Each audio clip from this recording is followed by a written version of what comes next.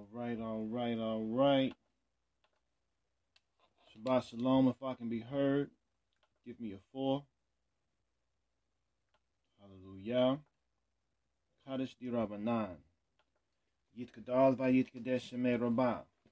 V'yamadi b'rakirotei v'yimelech malchutei. V'chayechunu v'yamichunu v'chayeda kol beit Yisrael. V'agalav v'zman kariv v'miru. Amen. Yehi shmei Rabba Mavorach le'olam ulmei amaya. Yitbarak v'yishtabach v'yipa'av v'yuroman v'yitnaseh.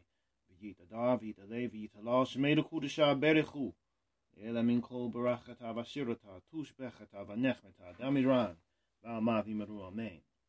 Al Israel ve'al Rabbanan ve'al Talmidei ve'al kol Talmidei ve'al kol man dasakin borita dibatara hadein v'diba kol atar v'yatar yehelachon ulchon shlomo rabbah chine v'chasida v'rachamin v'chayin arachin zana roicha u'farkana min kadam abahun dibar shemaya v'yimeru. Amen.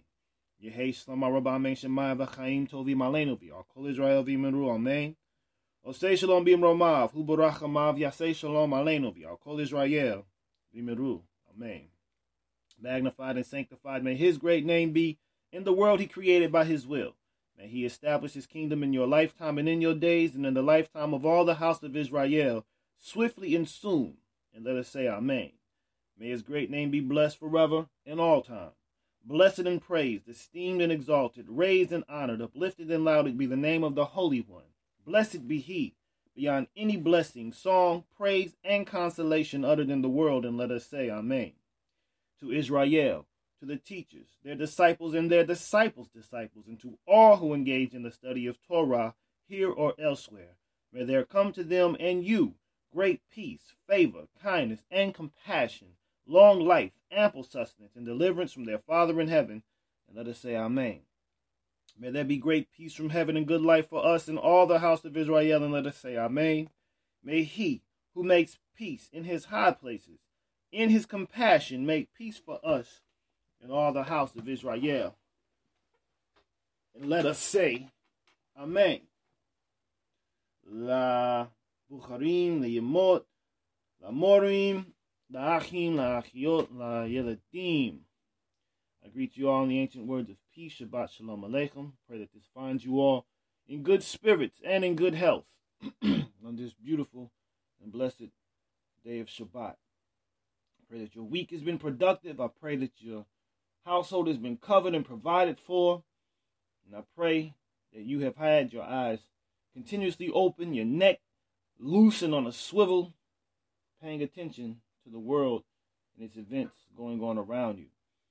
I want to also offer Yeshar Koach to the Morim, Moreh Shebaniah, Moreh M70 for their reading of this week's Parashat Tetzaveh. And he commanded. Always a pleasure to hear the word of Yah read from you two brethren, as always.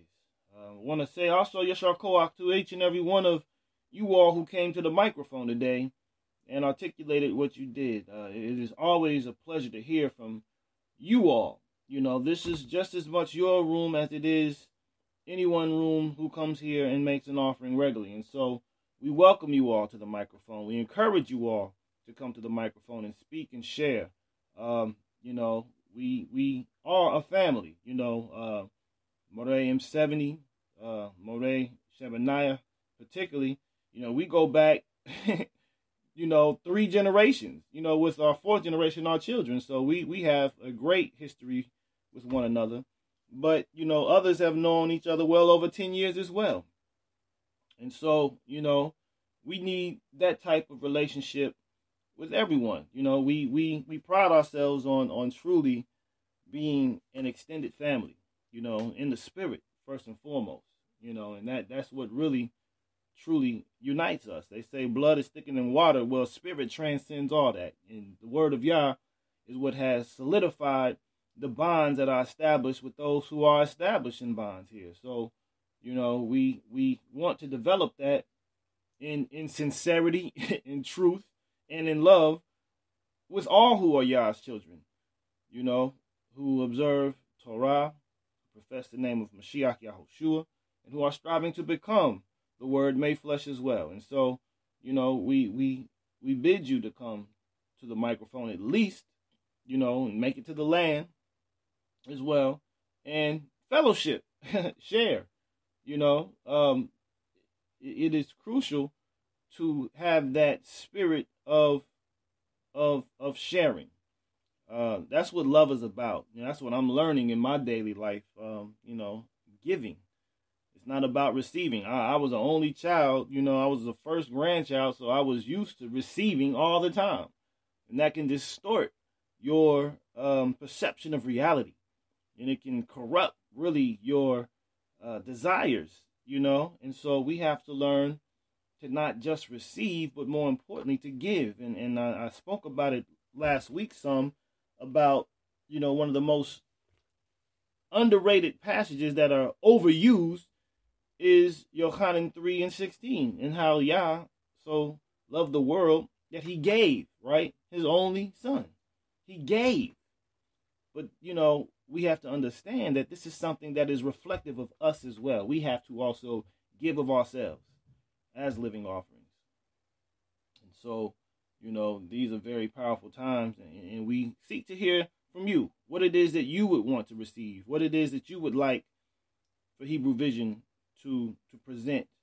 Or even if you want to present something, let us know. There can be arrangements made, and we just go from there, and analyze it. I pray that you all are analyzing all the words that are coming from the Morim, from the elders, and that you're not just receiving everything we're saying as truth, but you're taking it and you're proving it to be either true or to reprove it if it is not.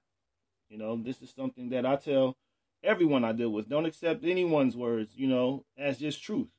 Investigate, inquire, become more exact. Be a Berean, about the matter. Search it out.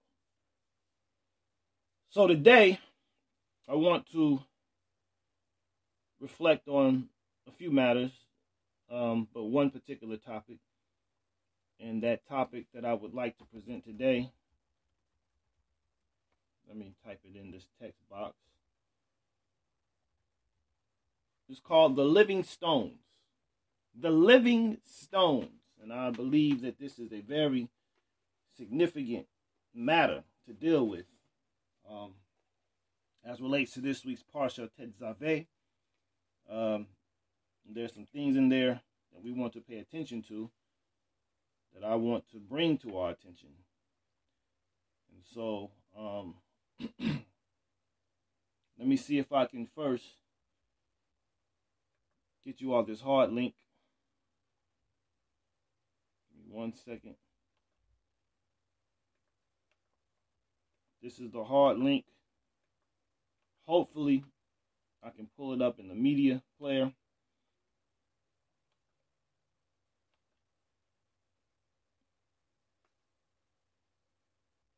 Said it was already playing.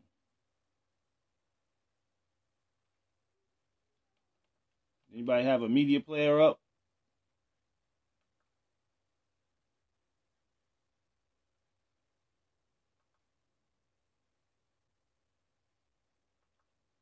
Anyone have a media player up or not?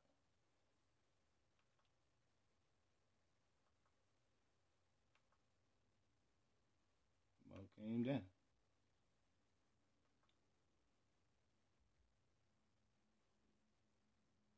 Well, I'll tell you what then. We're just going to play this, and you all can listen to it. And on my radio, on my speaker, and we'll go forward from there. I'm going to count down from 5. If you access that article or the link that I sent you all, give me a 4 first and foremost. Great, great, great. And what I'm going to do, I'm going to let this ad play. And then I'm going to count down from 5 to 0 so that we can take a listen to this video here. So, here we go. 5, 4, 3, 2, 1, 0, push play. I greet you in the love and the light of the infinite creator. is coming soon. YouTube channel. Here's the latest intel. Really? That's Do how you you really doing, Tim? understand these waves of energy? By Jude Fulmer. If you are Let reading me see something. I greet you. There we go. Total item 70. Event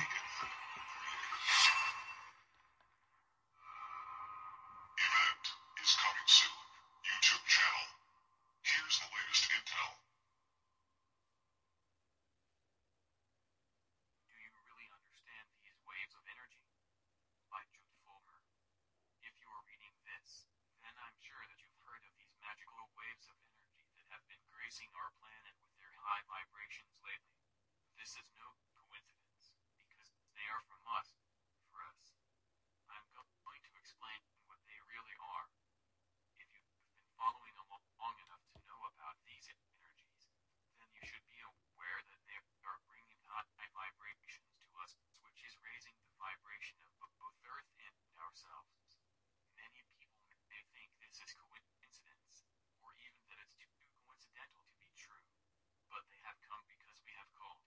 Look in your hearts, and you will remember.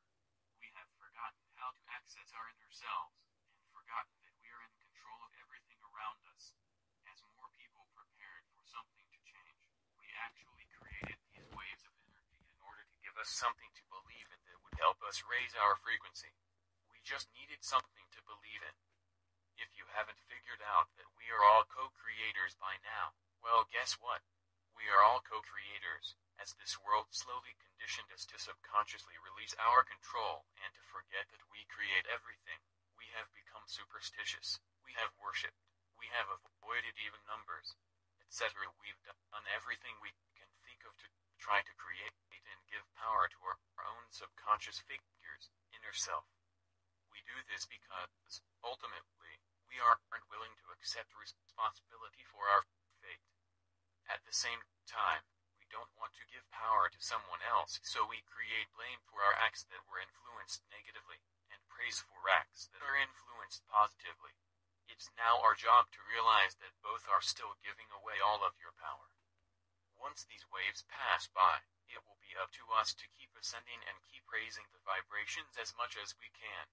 It will be up to us to realize that we have been enlightened all along. We simply forgot how to access that part of ourselves. We have simply slowly given away bits of our power throughout this life to undoubtedly leave us powerless, and this journey is really just slowly regaining your power. Many agree that awakening begins with losing big parts of your life, which eventually you'll laugh at. You'll realize that you didn't lose power. You were saved from being deceived into giving away your power any longer. But doesn't it make sense that when you lose your perceived power, that you'd remember and hear your all-powerful self inside telling you to get up off your ass and question everything until you figure out where your real power has gone? If you haven't heard, everything happens for a reason because you create the world around you. You create all the love and happiness in your life. You create all of the misery and hate in your life. You can choose to remember who you are and remove all negative energy from your life immediately. We are very powerful beings, as we are from the source of all that is. There is absolutely nothing, not even each other, that has access to more unconditional love, power, than we do. As more and more of us wake up and take back our power, the more we can truly regain the forgotten power of our collected consciousness. It's funny, the ego of our mind is obsessed with making itself stand out in order to feel special. Yet, it's the fact that we're all so similar and connected to each other that makes us truly special. We need to use these waves of energy to help us remember who we are and to regain control of all our power. And we will do so much more than awaken the earth. We will begin to believe in ourselves again. And that, my friends, is the beginning of heaven on earth. I hope that all of you will choose to stand up and take back all of your power. Best wishes. There it is. That is a very clear statement. Collective consciousness, right? Remembering who we are. Accessing these energies that are within us that have become dormant. Well, this is what the living stones are going to teach us about. And I want to just kind of take us through a brief journey, but a very intimate journey, so that we can make this clear. Okay? So, excuse me. My first article is going to come to us from Biblical Archaeology.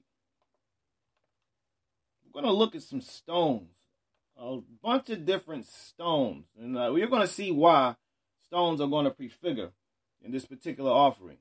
So when you access this first offering, this first article, give me a 4, Bavakashah.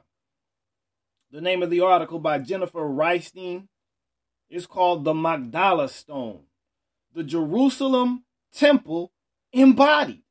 Embodied, okay? That is something I want to focus on. The embodiment of the Jerusalem Temple has been engraved on a stone. She wrote this last October. She writes, imagine a first-century Jew living in the land near their temple in Jerusalem, yet they are too far away to make frequent visits. What did the temple represent in their daily life? Did they locate the Most High's presence in the Jerusalem temple alone, or also in their midst when they gathered in the synagogue? For a people living in the diaspora, unable to visit the temple frequently, what kept the memory and centrality of the temple fresh in their minds? An intriguing stone uncovered at the site of Magdala on the western shores of the Sea of Galilee in September 2009 might offer a clue. Carved with symbols from the temple, the quartzite stone, keep that in mind, was discovered in the middle of an ancient synagogue. Now this is where Miriam was from. Miriam Magdala, okay? The woman who was possessed with the 70 demons who Mashiach healed, and she became one of his closest disciples, right? She became one who ran and told of the disciples, the other disciples, that the master has risen. So there's a significance to this as well, a deeper significance. The so-called Magdala stone is a stone block carved with symbols of the temple in Jerusalem, with the core of the temple represented, the hall, sanctuary, and the Holy of Holies, which we covered somewhat last week, right? The stone measured 1.8 by 2 feet with a height of 1 foot. Found almost in the center of the synagogue, the Magdala stone is believed to be a piece of ceremonial furniture on which the Torah and other sacred scrolls were placed. But is it simply a bima, which is a traditional holder for the scrolls, or does it have some deeper significance? Shabbat shalom to you and yours, Danielle, and all who recently entered. Achot Tehillah, Achim Yahu, and everyone else who's recently entered. This is the article that we're currently reading from. Continuing on, various theories are being explored. Dr. Rina Talgum of the Hebrew University of Jerusalem, a forerunner in research on the Magdala stone, believes that the Magdala stone may indicate an early Israelite movement in which the synagogue was perceived to be a minor temple. Gathering together with scripture could be conceived as a form of spiritual worship in lieu of a ritual sacrifice offered in the temple. So we know this, right? May you accept the bulls of our lips. This is what it says in the book of Hosea. May you accept the offering, the sacrifices of our lips. Okay? So we know, particularly with the temple not standing, which the master told us would take place in Yochanan 4, right? And also Matthew 24, that it is about spirit and truth that relates to the true worship. He desires, and we read that today. We read it today in 1 Shemuel. Yah desires obedience rather than sacrifice. Okay? So this is what you can also take away from this. It begs the question, was there an evolving concept of worship in the diaspora? Was there an understanding of the Most High's presence in the midst of those who revered Scripture? Can this be considered a form of prayer within a first century synagogue? Now, this is, of course, the time of Mashiach, the 1st century, okay? Or would this be a Christian interpretation imposed upon a Jewish object? Targum's research and reflections on the Magdala stone are awaiting publication. The front of the Magdala stone displays an obviously Jewish or Israelite symbol, the menorah, okay? And we read about that briefly last week, okay? See the image below. And we're going to read about it some more coming up. We read about the oil that goes into the menorah today. It is currently the oldest carved image of the Second Temple 7-branch menorah found in a public place. Its tripod base indicates the likelihood that the artist saw the actual menorah in the temple. The menorah on the Magdala stone appears to rest on top of a decorated square, symbolic of the altar of sacrifice. It is flanked by 2 jars, perhaps representing the water and oil used in the temple.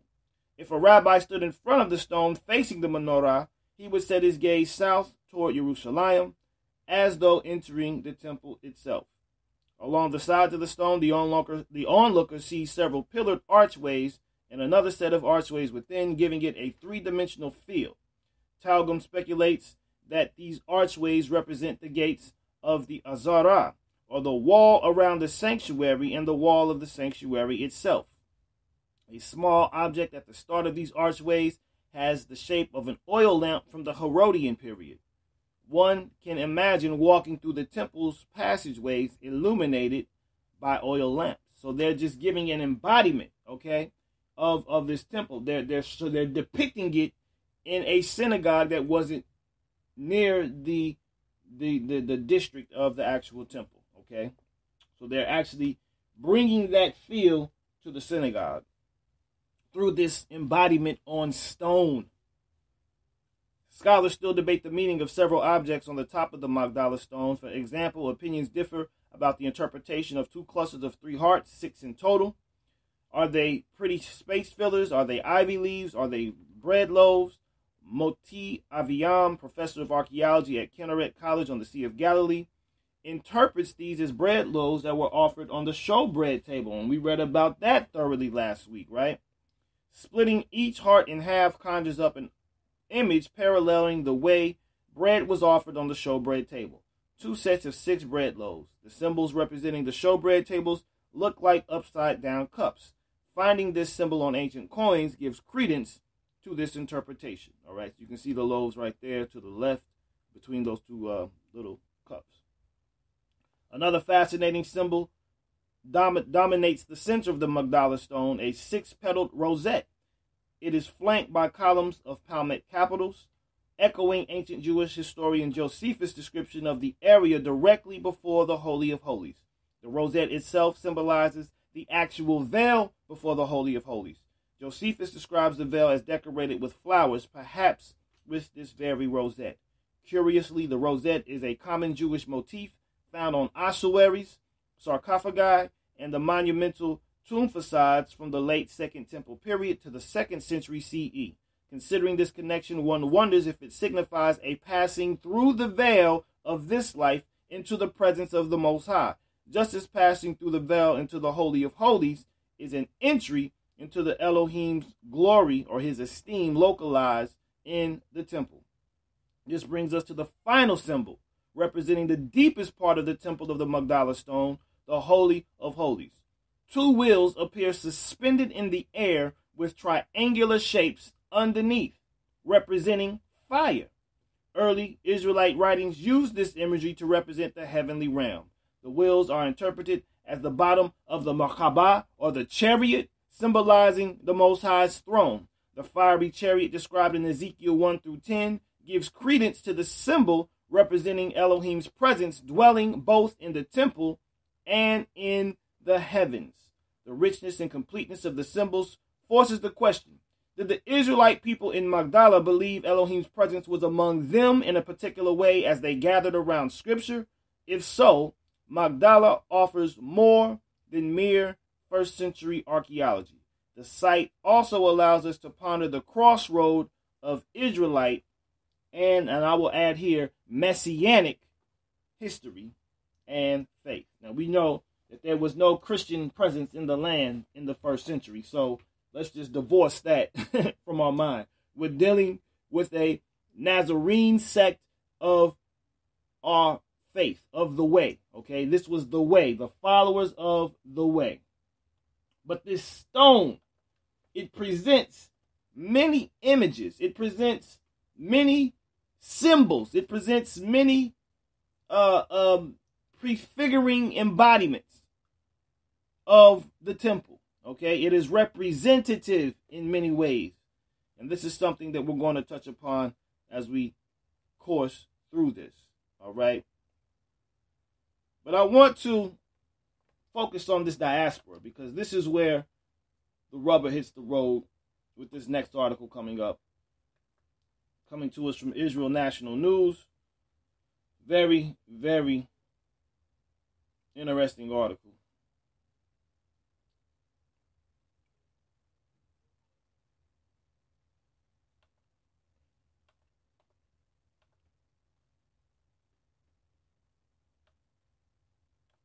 When you access this article, written by Professor Phyllis Chesler, please give me a 4. The name of the article from Arutz Shiva is entitled, Are Jews Ready to Leave America? You're going to see stones in this article too. Why are you going in this article? What's this got to do about stones? Well, let's take a look. So Jews have enjoyed safety and opportunity in America from its inception. Of course, they're speaking of the Ashkenazim. There was always some anti-Semitism, but now there is a spate of hate crimes. What might this lead to? Just listen to this in principle again. We like to deal with things in principle, okay? We read between the lines, okay? You can see Dr. Phyllis Chesler up there. Since the beginning of this year, Jewish American community centers and schools have received 70 bomb threats, 73 to be exact. This past week, here it is, headstones in Jewish cemeteries were seriously vandalized in St. Louis and Philadelphia. Headstones, stones, okay? This is now happening in America, not in Europe, not in the Middle East. Horrible as this may be, at least those who claim that anti-Semitism no longer exists are just a little bit quieter. And we know for us, we're getting directly attacked. They're getting symbols attacked, right? We are, as the children of Israel, being directly assaulted and vandalized and attempted to be completely exterminated, right? Israeli opposition leader Isaac Herzog is a bit hysterical. He is advising the Israeli government to prepare for waves of immigrants from the West. Now they're seeing this, and I just spoke with one of the rabbi that I associate with here. He's like, I'm ready to go too. He said, I see like 2-3 years, I'm going. This is what he's saying, okay? Not so fast. It is my strong impression, listen to this, that Jews have always been very reluctant to leave their cities. They've always been very reluctant to leave their cities. Villages, jobs, friends, schools, cemeteries, mother tongues, until it is almost too late.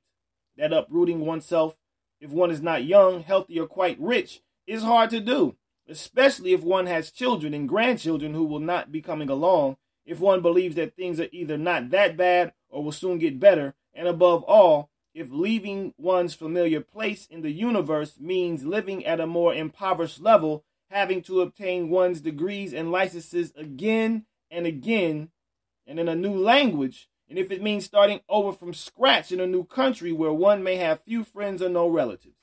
Well, we have a deeper luxury. We have a smoother landing to make, so to speak, okay? Because we got boots on the ground there. Long ago, the Hebrew slaves did not want to leave Mitzrayim. And once in the wild wilderness, they even longed to return. Trusting that Elohim will provide no matter what may not be how many modern, assimilated, and even secular Jews think. Okay, let's read between the lines. A few years ago, I met with young French Jews. I asked them about the dangers they faced in Paris. The response, this is our country. No one can make us leave. But if their family had money, their parent and grandparents were already quietly buying homes outside of Tel Aviv on the ocean. Many have indeed moved there. Today, some Jewish American organizations believe that aligning themselves with Muslims and African American groups will make us safer. This is something that again, I just inbox Elder Asiel about this is something that's even taking place here, okay? That minorities will fight for us, that such alliances will save us because we too will be seen as victims. While I myself work with Muslim and ex-Muslim dissidents and reformers on defending the West, we all know that their heroic work represents only a minority of the current or former co-religionists. The problem with such alliances is that so many progressive movements, including the civil rights and feminist movements, have drifted very far left. This has meant that the politically correct view held by all is an anti-Israel and anti-Judaism point of view. This racism, which is never acknowledged as racism, has increasingly driven out pro-Israel Jews, Orthodox Jews, and young Jewish students who do not understand why they are being attacked. Making common cause with progressives or with reactionaries who are overtly or secretly anti-Semitic is a losing proposition. Some interfaith activists argue that it is especially important for Jews to defend Muslims, including potential refugees, because once we were strangers in a strange land. It is important to choose our allies carefully. This is what we really need to understand. It is important for us as well to choose our allies carefully. Islamicist Linda Sarsour and her Islamist terrorist and anti-Zionist allies, such as Angela Davis, they say, and the Razmia Odeh, are making political hay out of the vandalized Jewish cemeteries by offering to raise funds to restore the damaged headstones. Here it is again. Living stones is what we're calling this topic. And we're seeing these stones serve as a warning to these Ashkenazim Jews in America. Should we leave? They're desecrating sacred things. Well, it's not sacred because we know it's dealing with the dead and the dead is defiled, but nonetheless, it is a representative attack.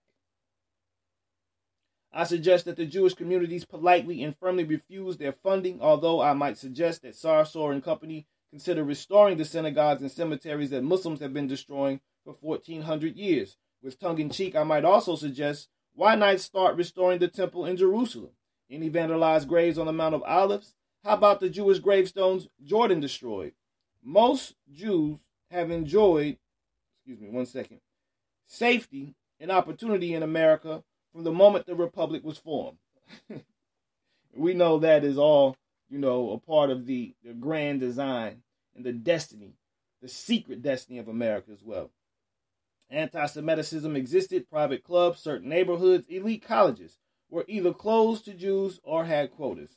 That all changed for the better in the last half century. Many Jews, especially the public intellectuals, specialized in minimizing anti-Semitism. Okay. However, since 9/11, when Osama bin Laden declared war on Americans, Zionists, and Westerners, the FBI has logged Jew hatred, not Islamophobia, as the most frequently occurring hate crime. Now, let's just not even keep in mind how they're still treating the true children of Israel, okay? How those hate crimes have continually proliferated and been perpetuated and perpetrated in perpetuity, is what I'm trying to say, against the true children of Israel in America. Okay, so synagogue were bomb threatened, internet-based Jew hatred became far more rampant. Anti-Zionism became a way of expressing Jew hatred while claiming that one loved Jews, but just happened to disagree with the policies of only the Jewish state, not with those of Iran or Sudan. Most American Jews do not feel endangered now, but they are currently sickened, frightened, perhaps reeling a bit. Our strongest allies are Christian evangelicals, Orthodox Jews, and hopefully the Trump administration. Jews are the canaries in the mine. If Jews are driven out of America, many other Americans will soon follow, and a darkness will cover our bright and shining civilization. Listen to that. I do not envision a mass exodus from America anytime soon, but if we do not make America work as it was intended to work, then woe to Western civilization. Very, very interesting article that I wanted to share with you all. And let me go ahead and get this next one up because, again, those headstones, that served as a very, very deep sign to the writer of that article. She brought that up for a specific reason because it offered a concern Very interesting, right? Jews are canaries in the mine. Very interesting, right?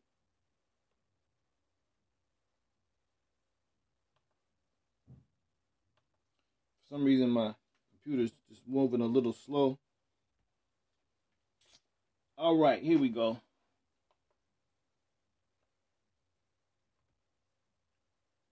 This next article comes to us from biblical anthropology. So we dealt first with biblical archaeology. Now we're dealing with biblical anthropology, okay? Archaeology is the study of stone, bones, and things like that, okay? Anthropology is the study of the culture that those artifacts suggest, okay? So we're dealing more with this article with a cultural understanding of artifacts and things of that nature. When you access this article, give me a 4. This is the study of human development. Anthro, suggesting humanity, right? Archeo, suggesting age, okay? The study of ages. So this is the study of humanity now and their patterns. But this article is entitled Walking Rocks. Keep in mind the Exodus, okay? Keep in mind the transition, the living stones, all right? Look at the symbolism of this, okay? Very interesting.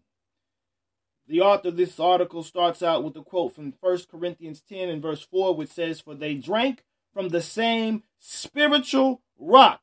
For they drank from the spiritual rock that followed them. And the rock was Mashiach."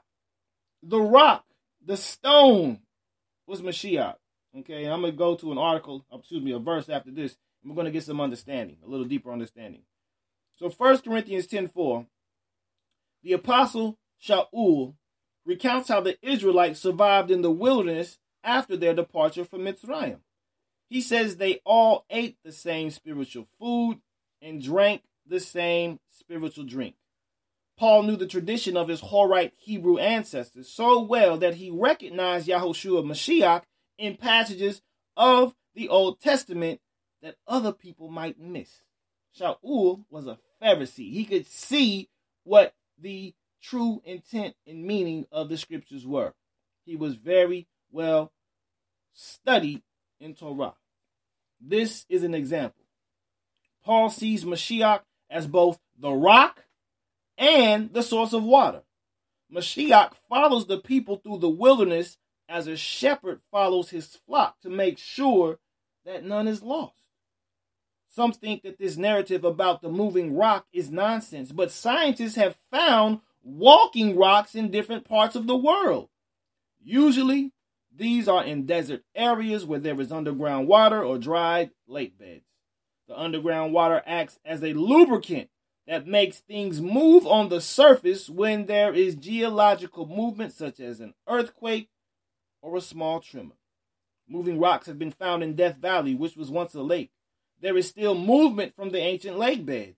The first to photograph the moving stones of Death Valley were Richard Norris, a paleobiologist at Scripps Institution of Oceanography, and his cousin James Norris, a research engineer. Yes, indeed. All this is connecting. You got to see the dots to this. Their 2013 photos provided proof that rocks move across flat, dry dirt under certain conditions. Some rocks weigh more than 600 pounds, and they leave wiggle trails in the earth like that shown in this photo of a sailing stone in Racetrack Playa. Here are two of the rounded boulders found in the Atacama Desert in Chile. These boulders fell from the cliffs of distant mountains, likely dislodged during an earthquake. Okay, the same conditions which move stones can move bones also. Okay, in July 2013, movement was noted of cattle skeletal remains across the surface in Smith Creek Valley Playa in central Nevada. Can these stones live? Can these bones live? Right? If you remain silent, well, even these ebanim will cry out. These stones will cry out. So what Yah is doing is he's demonstrating his sovereignty in the midst of stones. He's bringing forth a reality by utilizing stones as symbols. Okay, we have to look at the symbology. So what are stones as relates to the biblical and spiritual meaning? Okay, let's take a look at this then. Let's go a little bit further and take a look at the spiritual meaning of stone. I didn't want that one.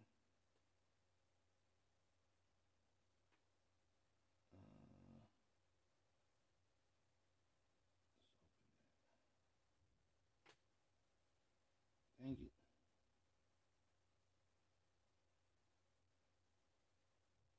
This one is not opening. Give me 1 second. I apologize. Maybe it can work still.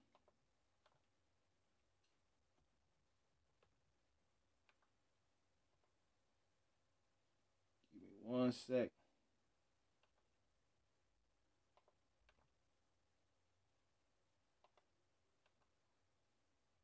All right.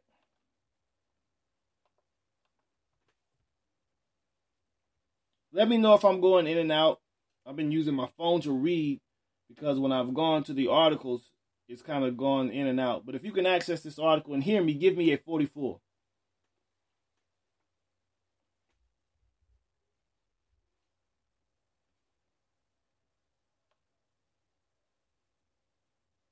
If you can access the article and hear me, give me a 44.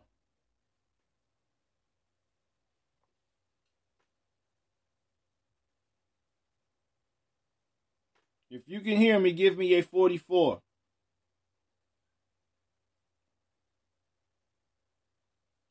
All right. So this is an article entitled The Spiritual Meaning of Stone. Okay? The spiritual meaning of stone. The article says the signification of stone in a wide sense is truth. Okay? Truth.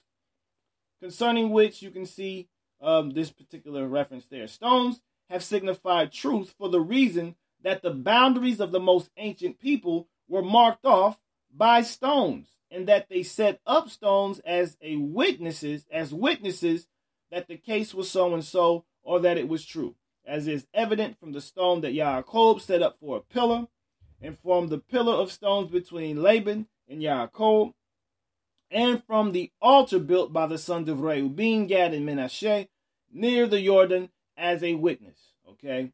Therefore, in the word, truths are signified by stones, insomuch that not only by the stones of the altar, but also by the precious stones, and we're going to get into this in depth, upon the shoulders of Aaron's ephod and upon the breastplate of judgment, they were signified holy truths, which are of love. 2. As regards the altar, when the worship of sacrifices upon altars began, the altar signified the representative worship of Yah in general, but the stones themselves represented the holy truths of that worship. And therefore it was commanded that the altar should be built of whole stones, not hewn, right? Don't chisel these stones. Take the whole stone and stack them and make them fit. And it was forbidden that any iron should be moved upon them, for the reason that hewn stones and stones on which iron has been used signify what is artificial, and thus what is fictitious in worship. Not only that, but it should also signify iron being an implement or instrument of war many times. It is a weapon, right? But it is also understood that you're not utilizing the spiritual practices to bring forth war. You're bringing forth peace. Okay, so that's what that also suggests as well. Okay, so what is of man's own, or the figment of his thought and heart? And we read that and heard about that in an article that we read earlier, as far as how man always has an attempt to want to bring things forth himself out of his own imagination. That is not what Yah has desired, which is why he showed the pattern of the tabernacle to Moshe and told him to make it exactly. according to the pattern shown. Okay, this was to profane worship, as is plainly said in Exodus 20 and 25.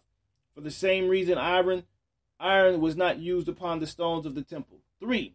That the precious stones upon the shoulders of Aaron's ephod and the breastplate of judgment signified holy truths has been shown before. The same is evident in Isaiah, which he says, Behold, I will make thy stones to lie in carbuncle, and I will lie thy foundation in sapphires, and will put rubies for thy sons or windows, and thy gates in gemstones, and all thy border in stones of desire. And all thy sons shall be taught of Yah, and great shall be the peace of thy sons. That's verses 11 through 13. The stones here named denote holy truths, and therefore it is said, all the sons shall be taught of Yah. Hence, it is said in Yohanan that the foundations of the wall to the city, the holy Yerushalayim, were adorned with every precious stone, and that the stones are named. Okay, the holy Yerushalayim denotes the kingdom of Yah in heaven and on earth, the foundations of which are holy truths. In like manner, the tables of stone on which the commandments of the law, or the 10 words, were written, signified holy truths, and therefore they were of stone, or their foundation was stone, concerning which you can see those passages there. For the commands themselves are nothing else than truths of faith. 4. As in ancient times, truth was signified by stone, and afterwards, when worship began upon pillars and altars and in a temple, holy truths was signified by the pillars, altars, and temple. Therefore, Yah was also called a stone, as in Moshe when he said, the mighty one of Yaakov, from thence is the shepherd, the stone of Israel. Genesis 49:24. In Isaiah, thus said Yah Adon, Yah, behold, I lay in Sion for a foundation a stone, a tried stone of the corner, of price, of a sure foundation. David says the stone which the builders rejected is become the head corner. The like is signified in Daniel by the stone cut out of the rock, which break in pieces the statue of Nebuchadnezzar. Okay. 5. That stone signifies truth is also evident in Isaiah. By this shall the inquiry of Yaakov, the iniquity of Yaakov, be expiated. And this shall be all the fruit, to take away his sin, when he shall put all the stones of the altar as chalk stones that are scattered. The stones of the altar denote truths in worship, which are dispersed. We have to regather them. Again, make ye level the way of the people. Flatten ye out the path. Gather out the stones. Way and stone denote truths. In Jeremiah, I am against thee, O destroying mountain. I will roll thee down from the rocks, and I will make thee into a mountain of burning, and they shall not take of thee a stone for a corner, nor a stone of foundation. This is said of Babel, a mountain of burning, is the love of self. That a stone should not be taken from it means that there is no truth. Selah. Very interesting article. So you're dealing with truth, okay? When you're dealing with these stones, there's something that's etched in stone, it endures. It is truth. And we know that which is enduring is that which is permanent.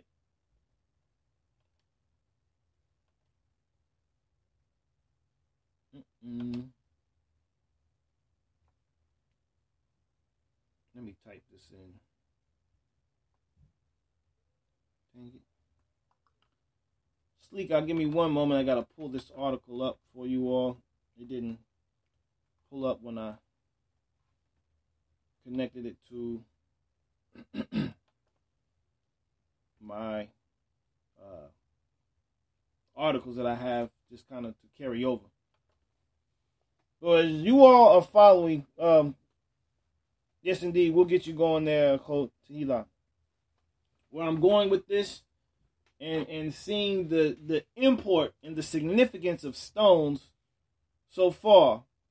We're going to really pull this all together, though. But if you're following where this is going so far, please give me a 1 so that we can continue in this journey of understanding the living stones.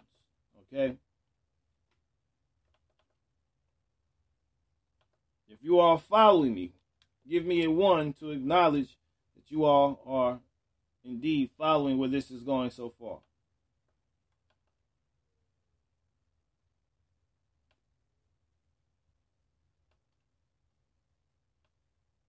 Hallelujah.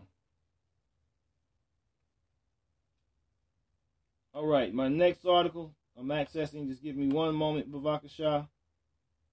Here we go.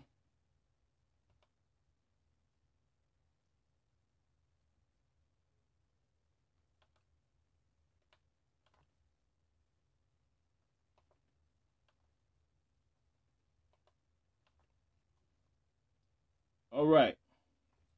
When you access that article, please give me a 4. It comes to us from Made Worthy. It was posted by Chris Kidd. The name of the article is The Spiritual and Esoteric Meaning of Rocks and Stones in the Bible. We need to understand these things. A few weeks ago, I had spoke about the power of stones, okay? Of crystals and stones and things of that nature. And their properties and the benefits that they share. Well, we're going to see this very clearly as this unfolds. So the words rocks and stones are used many times in the scriptures, and they have a much greater meaning than what is revealed on the surface. In Matthew 24:2, Yahushua said, "There shall not be left here one stone upon another that shall not be thrown down," when speaking of the temple, which refers to our spiritual temple in progress. So it is important for us to make sure that once the winds and the rains have torn down our fortress and nothing is left but the foundation, that we begin building with a new and more permanent one. To best explain this, think of how smooth polished stones are sometimes sold in various stores, novelty stores, faith-based stores that have scriptures or some other message written on them. Now imagine writing on those stones your thoughts, and we know that Mashiach will give us a new name written on a white stone, it says in the book of Revelation, right? But again, imagine writing on those stones your thoughts, your opinions, and most importantly, your perceptions of what you believe to be the truth, your beliefs which are many times heavenly indoctrinated. These are the stones we build with, and it is up to each individual to choose carefully what types of stones they build with. So he's comparing your thoughts, your perceptions, right? Your opinions to stones. Now, we all know what a rock looks like. For the most part, the edges are jagged and ugly, but no one builds a house with a bunch of unshaped rocks. Stones, however, are nothing more than rocks that have been made smooth by the continuous action of water flowing over them. Listen to that. The difference between a rock and a stone. Rocks are more raw. Stones have been refined due to the water coursing over them. Do you see that? If you see what that's saying, type in 7. If you understand the difference between a rock and a stone spiritually, type in a 7. That is the refinement of the spirit coursing in and through our life, taking the rough edges away and making us more smooth, more refined. The smoothness of the stone depends on how much time and also how much force or pressure has been in contact with the rock. That pressure, we need pressure. We need trials. We need fires. Okay? Spiritual rocks and spiritual stones are the same way to the soul. In the scriptures, spirit is likened to water. Rocks are made smooth. And we know that Mashiach is both the stone and the water. We know this. Rocks are made smooth by the continuous flow of water over them. Our thoughts, the things we contemplate the most, are the spiritual water. The scriptures should be our thoughts that polishes our stones and building blocks within the soul. Like water, the spirit within a soul can be contaminated and harmful to the self, or it can be pure and sustain the self. Yahushua said, "Where your heart is, there also will be your treasure." This means that where your attention is placed, there also will be the type of temple you are building, as you are always choosing and polishing stones for your eternal home. There is another way that stones are used in the scriptures, that is to cause death to another person. Remember, stones aren't always polished smooth by the spirit of truth. Many times they are polished by deception. And when we hastily and insistently throw our perceptions and deceptions into the soul of another, it can cause permanent damage to another's soul, even stoning them to death. Have you ever ran up on someone who insisted that they kill the truth within you and replace it with their own version, such as a persistent religious fanatic preaching the truth, that preachcraft, that preachment that Moreh M70 was talking about? This is why it is written that the tongue is a fire. Our words are spirit, so we must be careful what manner of spirit we are instilling in another. Let's recap what we've covered thus far. Yahushua said that his words were spirit. Water is symbolic of spirit, and one form of spirit is our thoughts. Flows of spirit, continuous attention and thought eventually turns rocks into stones. Stones formed by man's spirit, the ignorance of ego, are deceptive and can cause a soul to be stoned to death. And they build temples that will not stand the test of time. Stones formed by Yah's spirit are used to build strong foundations and temples, your eternal spiritual temple. Stones are used in the scriptures to block the flow of water, spirit in rivers, heavy flows of spirit, which tells us to be careful what stones that we place that may prevent the flow of true wisdom. Stones also are walls to protect us all, just like stone walls protect the residents of the cities in the scriptures. Have you ever met someone with walls so thick that it was impossible to penetrate them? In the scriptures, a city is only as safe as the stone walls that protected it. With all this in mind, let's now consider what the scripture says that the Pharisees picked up stones. When the scripture says the Pharisees picked up stones to throw at Yahushua. Read John 18, 28 through 32. Let's go ahead and go there, Moreh, if you don't mind. We're going to go to John 18 through 32. 28 through 32. John 28, verses 18 through 32. If you could post that as well, Moreh M70, Vakashah, that would be greatly appreciated. The book of Yohanan, chapter 18, verses 28 through verse 32. And I'm accessing it as well. My computer's running just a little bit slow. So give me one moment. Shabbat Shalom and welcome to Hebrew Vision, all who have recently entered. This offering that I'm providing and sharing, Todah Rabbah, is called Living Stones. Then they led Yahushua from Caiaphas to the palace, and it was early. And they themselves did not go into the palace, lest they should be defiled, but that they might eat the Passover. 29.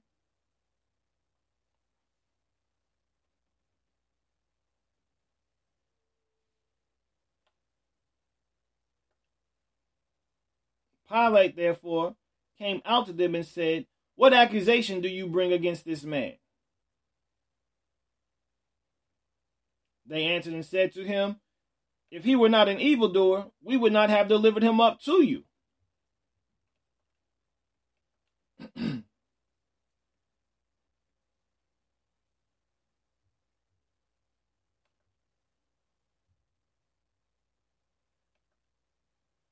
Then Pilate said to them, "You take him and judge him according to your law." The Yehudim said to him, "It is not right for us to put anyone to death in order that the word of Yahushua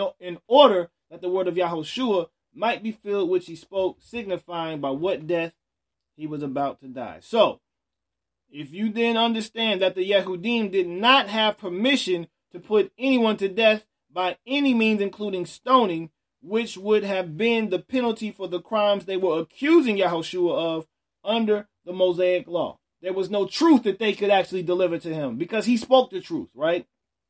When interpreting the scriptures, in many cases, it is the words that are not written that we must pay the most attention to. And this is why Yohanan tells us nothing more than the fact that Yahushua hid himself from them.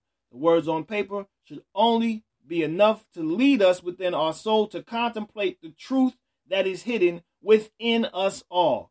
The words never give the truth. Truth is only always perceived through meditation and contemplation. He quotes here, we can use the knowledge we've gained to gather insight into the allegory of David and Goliath. A giant in the scriptures can be seen as our personal demon, the things that overcome and overpower us. David took a smooth, polished stone and hit the giant in the forehead, which represents the mind, which means that David took control back over the demon or the giant and his destiny. The giant has some interesting numbers surrounding him, if you'd like to take a look at that article there. But everything in the scriptures is veiled, and we talked about that last weekend, behind the veil. In Mashiach, these things are removed. But if you're not in Mashiach, you're never going to be able to see behind the veil. The veil is torn, but we are still required to seek the soul-saving knowledge. Search with an unbiased look at our own selves and beliefs. Knock persistently and ask or request from the depths of our soul. Just as the Most High wrote the Ten Commandments in stone in the heart of Moshe, Isaiah prophesied that the true laws of Elohim would also be written upon our own hearts today. Get ready for that next week. The Father hears the cries of the ones who are like Eleazar or Lazarus, ready to heed the call of Mashiach as he commands us to awaken and arise from your sleep. Stones are much deeper than what we are just led to believe, because stones come from the earth. And when these stones come from the earth, right, we have to understand that these powers of stones are very subtle, okay? And many times we don't even pay attention to rocks and stones. You know, from a child, I was just fascinated with, I used to collect rocks. If you used to collect rocks, type 1, right? I was drawn to rocks as a little boy and just never really knew why. But I was always intrigued by the appearance of rocks. You know, but it's like, little did I know how much power rocks contain. I mean, I used to keep bags of rocks. Like, who in the world would think of just collecting rocks, right? But there are very subtle energies that are present in rocks. I got rocks in my pocket right now. Stones, right? I got an onyx stone. I got an obsidian stone. I have a lapis lazuli stone. I got a jasper around my neck, right? I keep stones. But if you can access this next article here, and you're going to see why stones are so powerful. And they're used by many people use stones. You know, for good and for bad reasons. And we're going to see the stones very shortly in our culture. But I want to share this next article here with you all. It's from an article website called Love Sedona. Okay? This is John and Mickey's metaphysical site. They write an article, John and Mickey Bauman, entitled The Subtle Energy of Crystals and Stones. The subtle energy of crystals and stones. When you access that, Toda Rabbah, give me a 4. This is a brief article.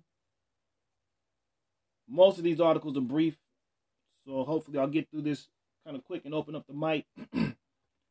But it says as follows. Each type of stone gives off its own unique form of subtle energy. It is made of material. It is made up of minerals, okay? The particular energy given off by a stone is determined by its internal crystalline structure and by the atomic vibrations. Now remember what we just talked about, these waves. Understand these waves that are going on in the world, right? And how they're being elevated. We're going to get to that very shortly, okay? But by the atomic vibrations that are specific to that structure. So they have structures. You can see to the right, these structures here, these stones. Certain stones, including most of the stones normally thought of as healing stones, vibrate in a way that resonates with and strengthens particular energies inside each person. Listen to that. They resonate with and strengthen particular energies inside people. Stones do this. These are the energies of the inner self. This is what we need to uncover. This is who we need to bring out. The inner self, not the outer. That means nothing. The energies that make up the attitudes and the human qualities of a person. The resonance can occur because the inner self operates by using a type of subtle energy that is similar to the subtle energy of crystals and stones. So there's a correlation, there's a relationship, a dynamic that exists between stones and people. This is why Yahushua told him that if you all are quiet, this is, I believe John the Baptist said this, these stones will cry out. Banim, Ebanim, okay? Eben and Bain. Very, very similar. Very similar words, right? Sons, which build up the house, and we talked about that last week. They build up the house, are related to stones. And this is what the Hebrew language really suggests when you get into it.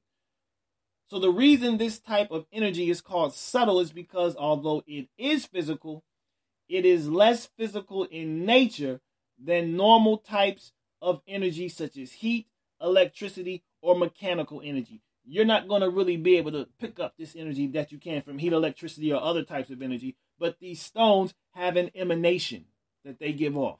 Just like we have emanations that we give off. Okay?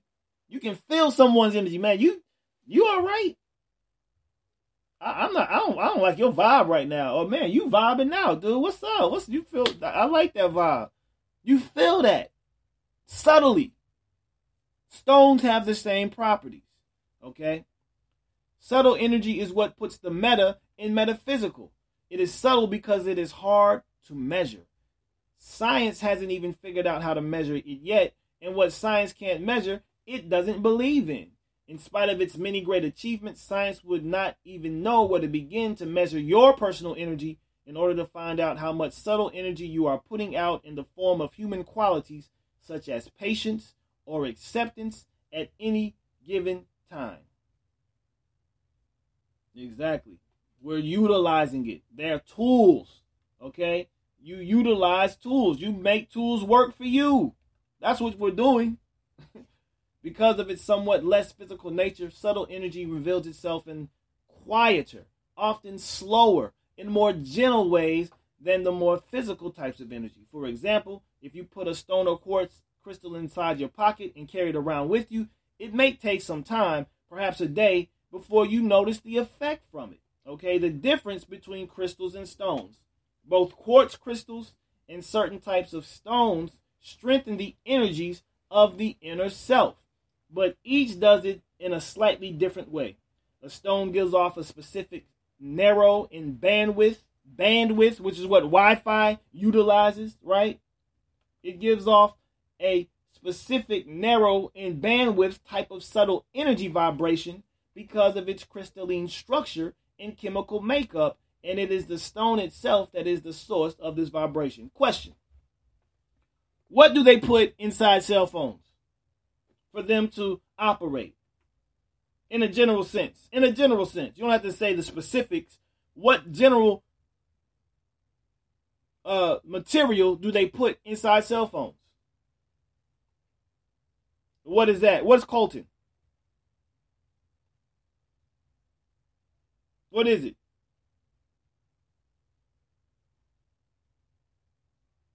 It's a stone. They use stones that they extract from Africa to make cell phones work. They'll use silver. They'll use gold conductors. Precious metals, precious stones. Okay? Because it conducts, it utilizes energy. It conducts energy and it emanates energy. So just think about that, right? So in contrast, quartz crystals are called the master stone because they operate in a much broader way that amplifies all the subtle energy frequencies. This happens because quartz crystals, unlike stones, are not the actual source of the subtle energy vibration, but instead they amplify and then reflect back those subtle energy vibrations that exist in their immediate environment. That is talking about us. This is what we are. We're conductors. We're living stones, people. We pick up on energy and we either emanate it or reflect it back. Very much so. Everything that's in stones is in us. So, for this reason, a quartz crystal is able to strengthen all the energies of the inner self at once. For example, if you feel loving towards someone and you're carrying a quartz crystal in your pocket at the time, that crystal will amplify and intensify the love energy you put out by resonating with it and making it stronger. All those stones, and so people use stones to harness energy, right? To concentrate energy, to amass energy. This is why they use stones, okay? You can use it for good, like I was saying, or you can use it for bad. This is the crazy thing about it. These are what tools are for. A gun is a neutral instrument until it's actually used. That's what determines if it's good or bad, not the material itself. Stones are not pagan. Stones have no choice. Stones are just doggone stones. But how a stone is used will determine if it is pagan. If you're using it for pagan reasons, it's pagan. But if you use them in ways that Yah has prescribed for us to use them, and we're going to get to the Hoshin, the breastplate, we're going to see how it's powerful. So although stones and quartz crystals operate somewhat differently, each has its purpose. Because of its narrow focus, a stone is somewhat stronger than a quartz crystal. But it only works in its own specific area. That is, each stone only strengthens the particular energy or human quality it resonates with. This makes stones ideal for concentrating on your growth spiritually by working on one energy at a time, or working on several energies at once by using several stones. Because of its broad and more general way of operating, a quartz crystal works to strengthen all areas of the inner self at the same time. So stones are more specific and they work on specific energies, whereas quartzes are more general. They can strengthen the entire whole, okay? Because a quartz crystal strengthens everything at once, it doesn't usually change the balance of the energies. In balancing the energies, balance is extremely important. Sometimes even more important than growth itself. This is why stones are so important. They can not only strengthen the energies, but if chosen properly, they can bring the weaker energies up closer in strength to the stronger energies and produce an internal balance that gives you a serenity and peacefulness that comes from being of one mind, not of a divided opinion in all areas of your life, right? I'm just going to leave that there. You can read the rest of that article. Very powerful article. I want to continue on this journey. And now we're going to talk about this resonance. We heard that word with this. It resonates with you. What is this resonance? Well, I want to introduce you all to a term that NASA has used. The name of this term is in this article here. It's called the Schumann resonance. If you have heard of the Schumann resonance and have received this article, give me a 41. So you received the article and you've heard of Schumann resonance, give me a 41. If you have not heard of the Schumann resonance, give me a 40. Okay? I need a 40 or a 41. 40 for not having heard of Schumann resonance and 41 for having heard of the Schumann resonance. Well, you're going to be in for a treat. So I talked about just a short while ago, these stones come from Earth, right? The Earth is a living organism. Stones, whether we know it or not, are living organisms because they have mineral properties. Minerals are alive, right? They move. They grow. Okay? They give off energy. But the earth has a resonance of its own. Okay? So, let's look at what this article says. What is a Schumann resonance? So, believe it or not, the earth behaves like an enormous electric circuit. That's what this earth is. It is an enormous electric circuit, macrocosmically. Microcosmically, we too are electric circuits. We talked about that in the revelation of the gates revealed by Yehuda. How we are these big circuits. How the Ark of the Covenant and the formation of the encampment of Israel around the Ark is an electrical circuit for spiritual conductivity. So we're dealing with all these principles. You want to talk about righteousness? Well, let's talk about how we cultivate it. Let's talk about what this is supposed to affect in the outcome. We're conducting ourselves spiritually, so let's make it more practical. Let's stop dealing with this mysticism and this mystery that we have no clue about, and let's make it practical. What I'm dealing and presenting with you all here in this offering, and what I've been striving to do with these offerings, is demystify the spiritual practices and make them more practical for us. This is what we're doing. We're making this more concrete. We're getting out of abstract ideas and concepts, and we're getting down to some practical realities. If you agree with what I'm saying and what the offerings that particularly I've been sharing, I just want to just really, I'm not excluding what the other Morim have brought, because it's needed, it's wonderful, it's powerful. But I want you all to see what my efforts have been in attempting to do in making these spiritual realities more plain. If you see that, give me a 7, please.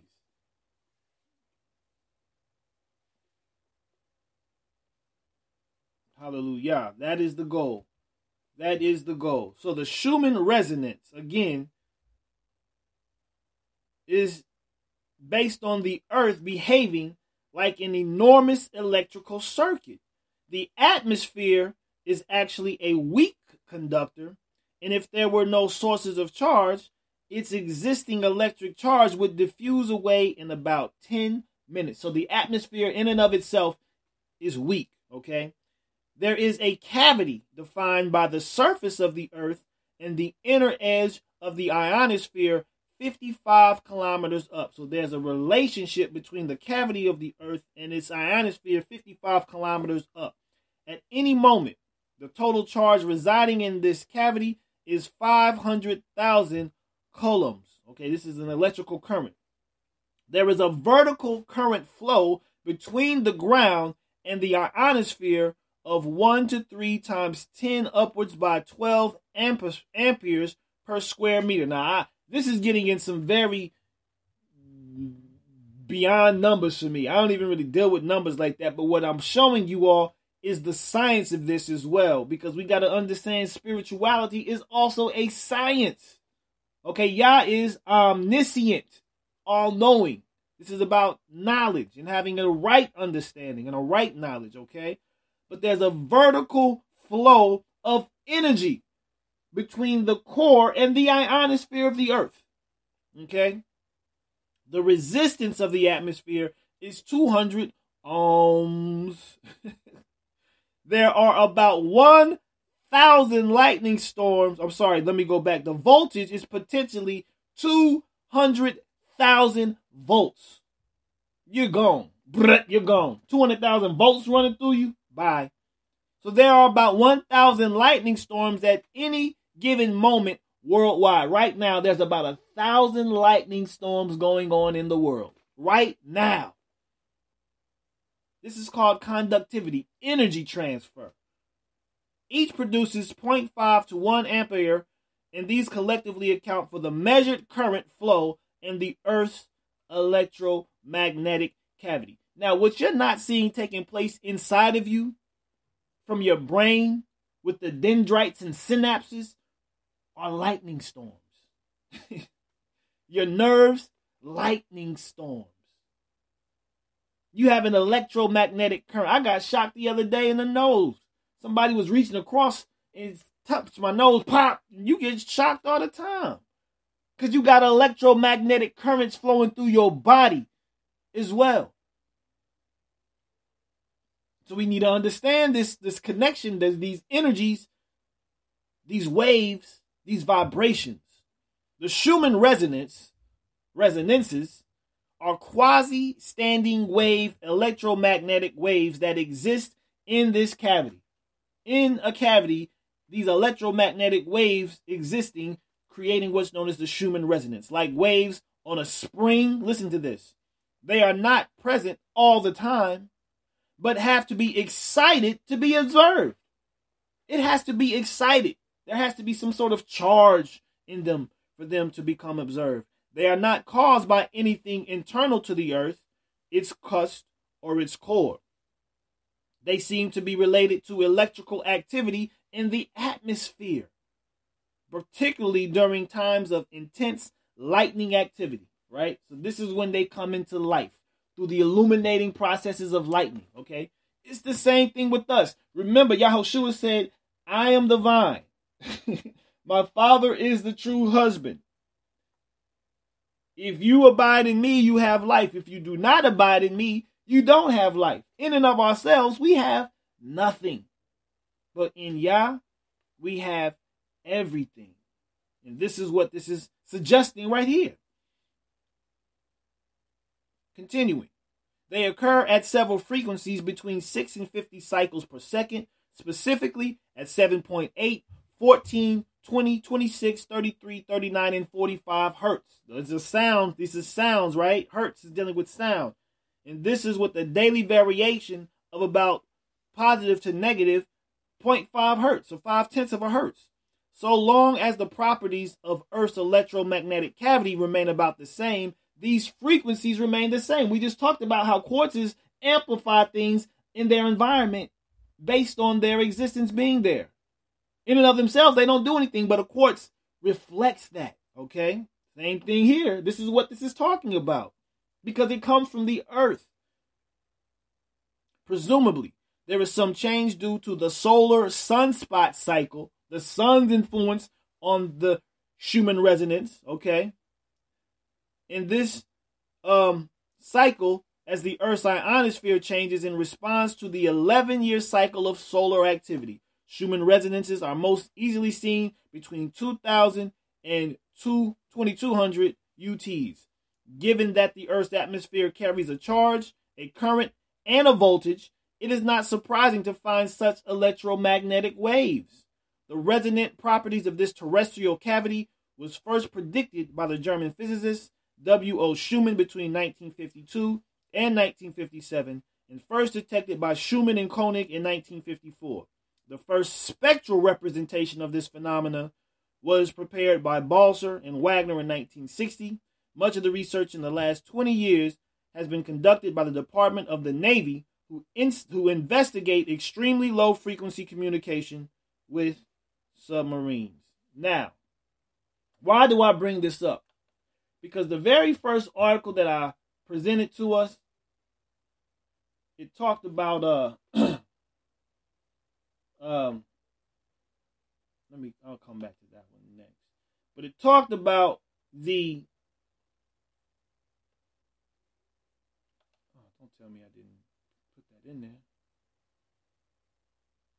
Oh man.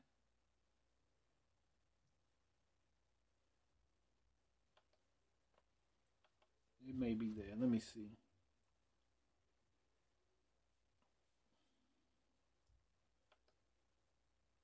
Give me 1 second. I'm trying to find this article that I posted.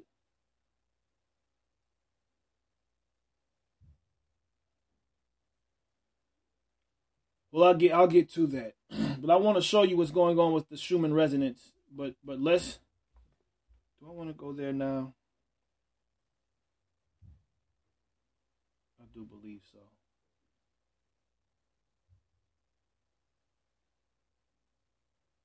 I'm gonna go to this article. Give me 1 moment, please. I should have actually had it already there, but I didn't. so I have to actually go to it now. So give me one moment.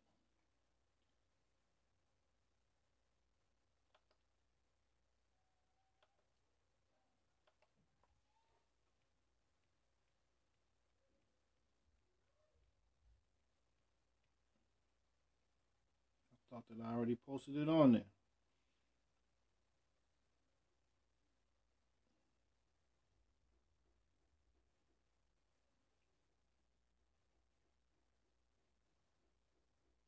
Let's see something.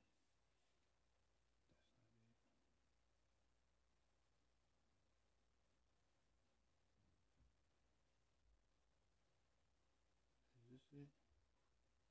No. There it is. Okay. I thought that I had put this on here.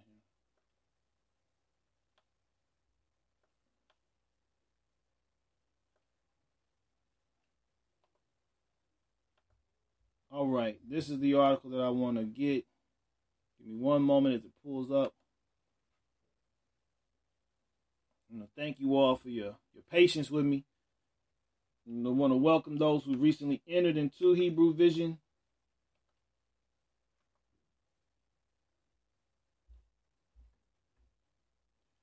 So we just read about the Schumann resonance, right? Well, let's see what's going on presently with the Schumann resonance. This is an article posted February 2nd, okay, from a Prepare for Change website. It's called Humans Are Waking Up. For the first time in recorded history, the Schumann resonance jumps to 36 plus. And we talked about just in the last article, it was like 2.7, 4, 9, 13, 14. But now it's upwards into the 36 plus. This is by Edward Morgan, okay? He's calling it the Earth's heartbeat. There's an acceleration. There's an excitement of this activity that's taking place. So when you access this article, Bavakashah, give me a 4. Toda Rabbi Monard. And I again want to welcome each and every one of you all to Hebrew Vision who have recently entered. This is an offering that I am presenting to us called Living Stones. Okay? Stones give off energy, vibration. Now we're dealing with the Earth's vibration. We need to be aware of what is going on around us. Okay? So on January 31st of 2017, the article says, Sagittarius Craig writes, for the first time in recorded history, the Schumann resonance has reached frequencies of 36 plus. This is a big deal. In 2014, it was considered anomalous for the frequency to have risen from its usual 7.83 frequency to somewhere in the 15 to 25 levels. It is off the charts right now. It was unusual to be at a 15 to 25 level. Now it's peaked to a 36 plus. Okay, you can see some images of what it looked like there. It's also discussing how strange it was back in 2014. But now it is spiking at well over 30 for the past few days in February. Okay, this is proof of it. There are some images. This is info where you can track it in real time from that article there, the translategoogle.com. Then you can click on Schumann resonance and see where it's going on. But according to Wikipedia, the Schumann resonance are a set of spectrum peaks in the extremely low frequency, the ELF portion of the Earth's electromagnetic field spectrum. Schumann resonances are global electromagnetic resonances generated and excited by lightning charges in the cavity formed by the Earth's surface and the ionosphere. It's long been suspected, listen to this, that human consciousness can impact the magnetic field and create disturbances in it. And we talked about this a few weeks ago, how we have relationships and correspondences with creation. So when you're dealing with storm systems and you're dealing with solar outbursts, these are reflections of the consciousness of man. Okay, when you're dealing with the flood, right? These are responses to balance out society. But it has long been suspected that human consciousness can impact the magnetic field and create disturbances in it, particularly during moments of high anxiety, tension, and passion. Okay? According to the above article, as human beings, we have extraordinary potentials we have hardly began to study and much less understand. How did Isaiah call fire from heaven? Elijah. How did Moshe, and I'm not saying he did this in and of himself, but how did Yah allow for him to do that? How did Yahushua walk on water? How did Moshe split water? How did Moshe command for the earth to open and swallow the family of Korah, or the band of rebels with Korah? How do these things happen? Is it magic? Or was there some sort of understanding of the connection that they had with creation? Creative gifts, intuitions, and talents that are unpredictable or emergent may become stabilized in generations to come. They have what they call now indigo children. If you've heard the word indigo children, type in a 1. If you haven't, type in a 0. These are children who have a heightened sense of consciousness. And you're seeing them. But are we allowing them to cultivate and develop and harness that consciousness?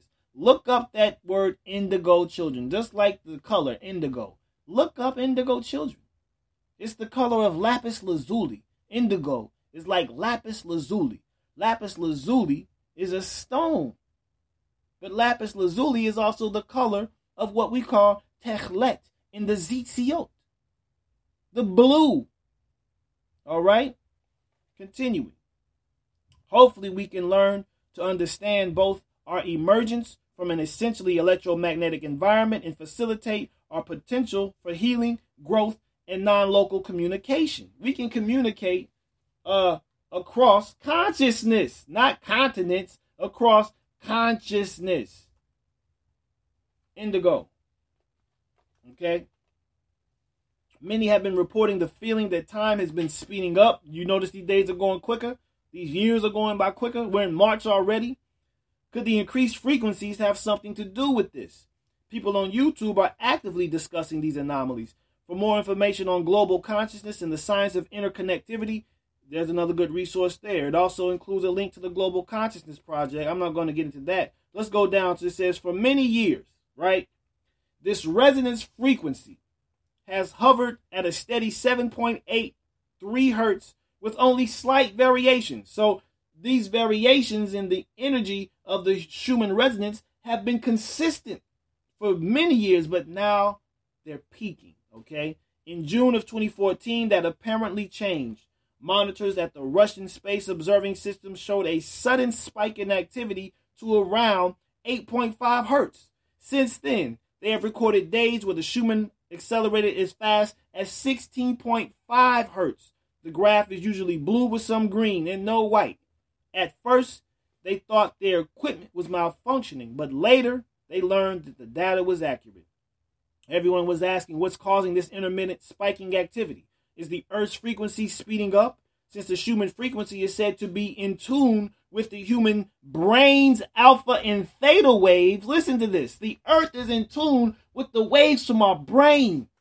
So don't tell me that we can't connect to Yah as well. This acceleration may be why it often feels like time is sped up and events and changes in our life are happening more rapidly. These emerging resonances are naturally correlated to human brainwave activity. They're naturally correlated to human brainwave activity. So this means we are changing. We are accelerating. We are transforming. Many years back, I was trained in the EEG neurofeedback, so I looked at what these accelerated frequencies might be telling us about a human evolutionary change. At 7.83 hertz frequency is an alpha theta state. It is an alpha or theta state of the mind, okay? This is a relaxed yet dreamy, sort of neutral, almost subconscious state of mind, which is idling state waiting for something to happen. At 8.5 to 16.5 hertz frequency moves one out of the theta range into a more of a full calmer alpha state with faster, more alert beta frequencies starting to appear. This correlates with slowly waking up cognitively. Listen to what is taking place. Listen to the correspondence. Listen to the way that consciousness relates in all of creation. Since the Schumann resonance has had sudden spikes between 12 to 16.5 hertz. I found this even more interesting. In neurofeedback, 12 to 15 hertz is called sensory motor rhythm frequency. Okay, it's an ideal state of awakened calm. Our thought processes are clearer and more focused, yet we are still in the flow and in the know. So it's not like you're completely just erratic, but you're more aware, okay? In other words, Mother Earth is shifting her vibrational frequency, and perhaps so are we. This may be one of the many signs that we are awakening. Scientists report that the Earth's magnetic field, which can affect the Schumann resonance, has been slowly weakening for the past 2,000 years, and even more so in the last few years. No one really knows why. I was told by a wise old sage from India that the magnetic field of Earth was put in place by the ancient ones to block our primordial memories of our true heritage. That's just one theory, okay? This was so that souls could learn from the experience of free will unhampered by memories of the past. Now, keep in mind, in the curses, right? Yah tells Israel that cursed will be the ground. The ground will be like iron. Does anybody recall what he said he should make the sky like? What did he say the sky was going to be made like? Like brass. What does that suggest? If there's something obstructing a solid brass-like structure blocking the heavens, what does that suggest? Does that suggest that there is not sustainment? That's an interruption. That's a block. That's a ceiling, right? This means our prayers can't get through. That's what he's suggesting. There will be no rain, no water, no spirit, right? That's what he's suggesting. The earth is going to be barren. It's not going to yield fruit. He's speaking of physical realities, but there's also a spiritual reality as well. So he's saying that this magnetic sphere was placed there to block our primordial memories.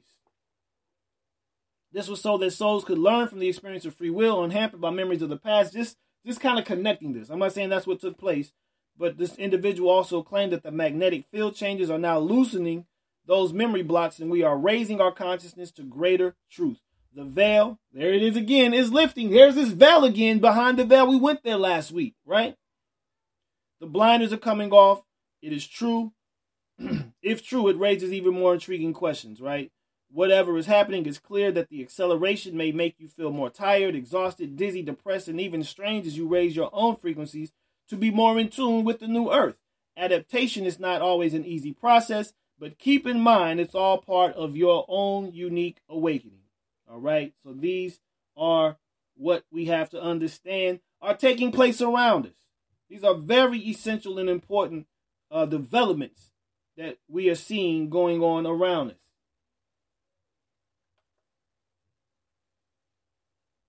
All right, let's keep this moving.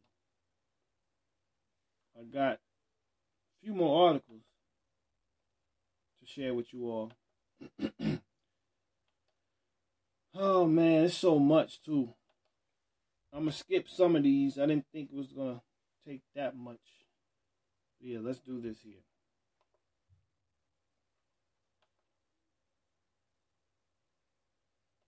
Let's do this article here. This one is a very interesting article that I want to share with you all. Comes to us from a website called HeartMath. Give me 1 second so I can get this sent to you. Indeed, I got you, Uzziah. The energy of the sun to the moon, Selah. All right. Very interesting article is entitled Global Coherence Research. And we just talked about that collective consciousness, something that I've been talking about as well, as far as building a critical mass of consciousness, right? But Yahushua was able to perceive people's thoughts, right? And it also talked about the disciples after his ascension were gathered into the upper room with one mind. That's collective consciousness. Okay? So there's some sort of interconnectivity that we can attain. One mind. This is what Ephesians, I believe, chapter 4 is talking about as well. Being of one mind, guarding the unity of the spirit of peace, right?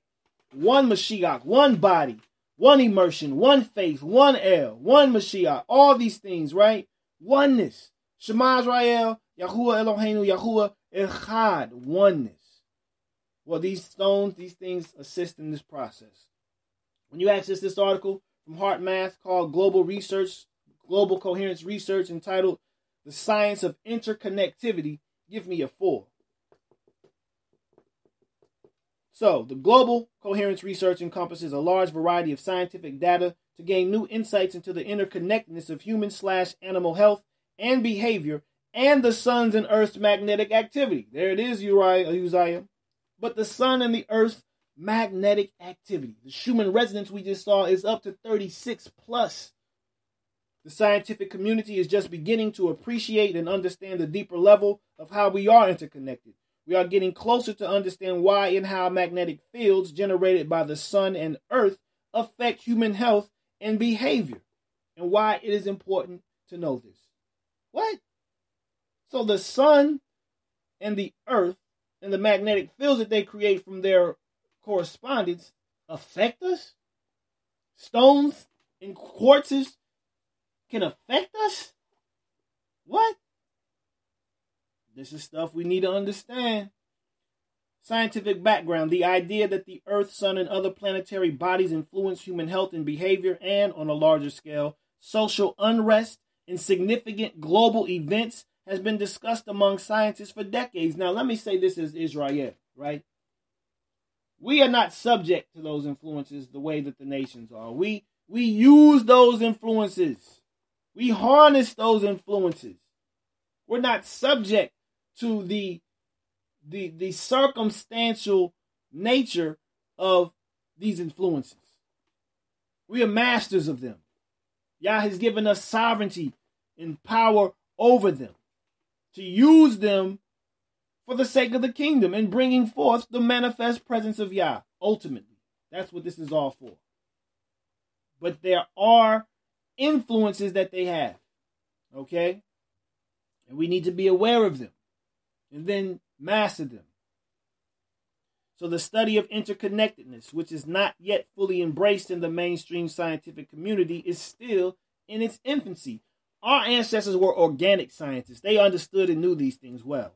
Global coherence research uses a multidisciplinary approach that includes the geosciences and astrophysics, as well as extensive data from human and animal studies that are correlated to social and global events. The Global Coherence Initiative employs the Global Coherence Monitoring System to collect a variety of data, information about Earth's magnetic field and how it affects and is influenced by human emotions and behaviors. The Global Coherence Monitoring System, I'm not going to get into that, but they have some monitoring that they use. These are some hypotheses, though. Let's go over the overarching global coherence hypotheses, okay? These are the following GCI hypotheses which guides their ongoing collaborative research. They say, 1, human and animal health, cognitive functions, emotions, and behavior are affected by solar, geomagnetic, and other Earth-related magnetic fields.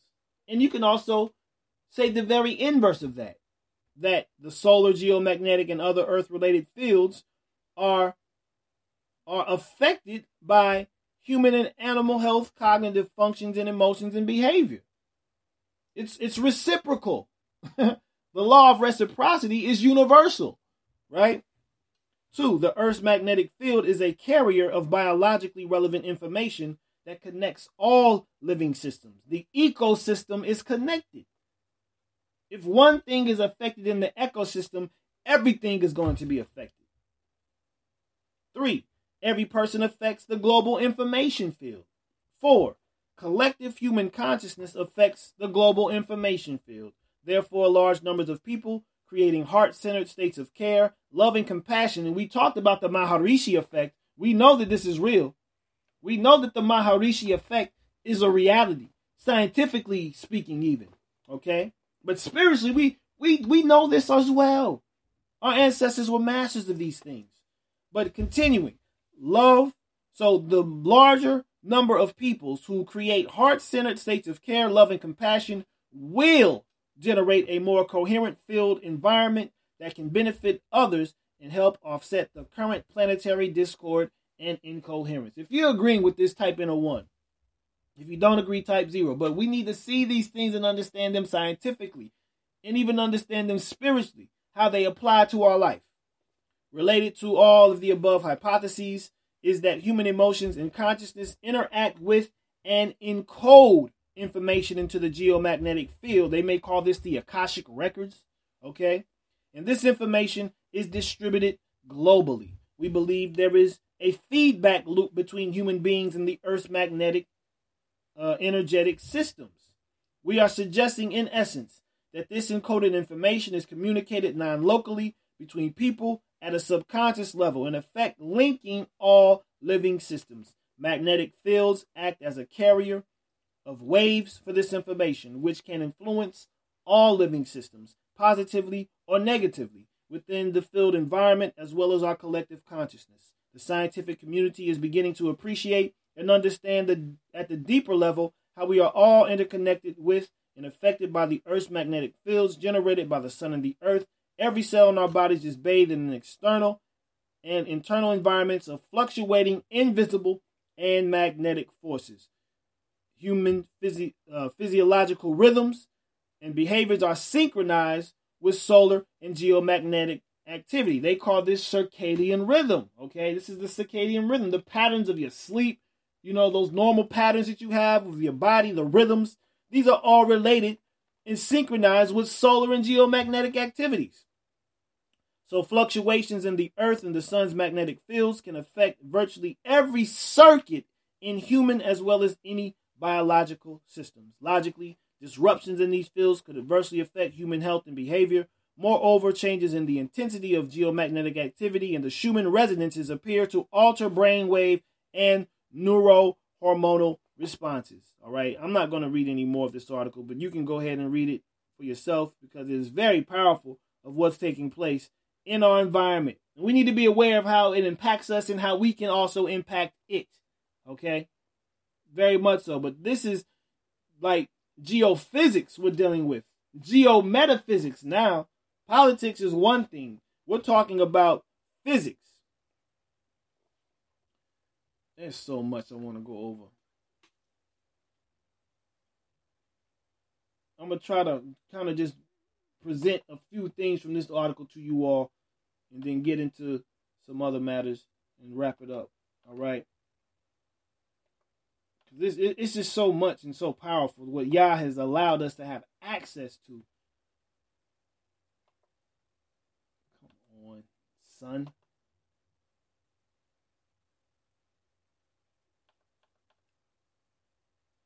All right, let's see if I can get this to you. There we go. This is an article entitled "The Secret Behind the 432 Hertz Attuning" from attunevibrations.com. When you access this article, give me a 4.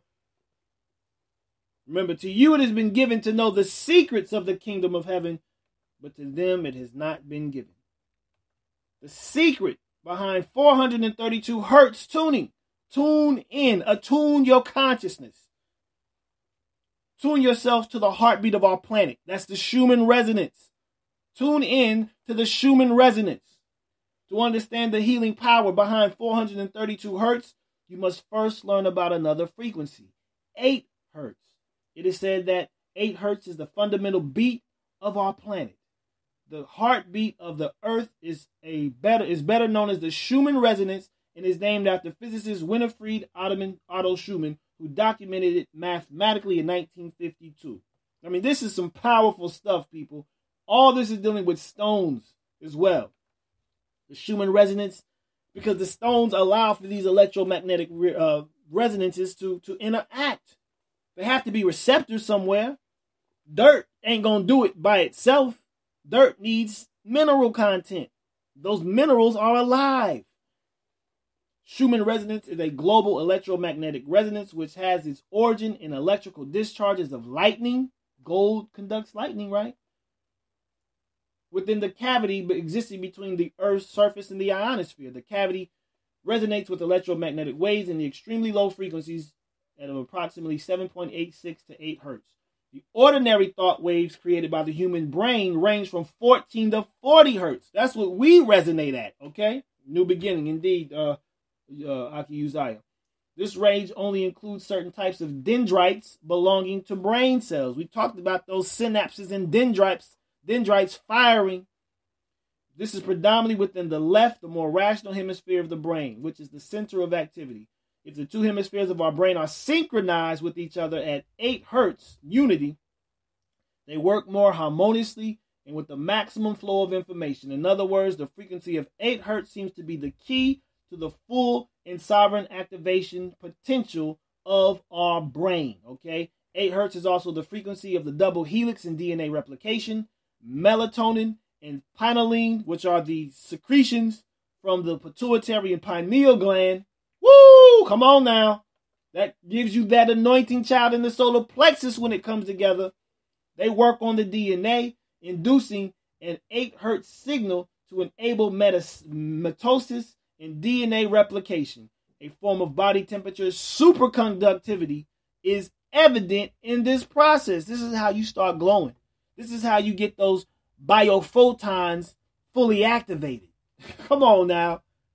This is how Moshe came down the mountain. This is how Mashiach was transfigured. This is how we get that light back. Yes, indeed, the wheels within the wheels, that Merkava experience, the chariot of fire. 438.2 hertz resonates with the frequency of 8 hertz. It's a factor of it. Hello? It's a factor of it. On the musical scale, where A has a frequency of 440 hertz, the note C is about 261.656 hertz, which is why Shaul went and played them strings on that lyre to get that spirit out of, Dawid did that for Shaul.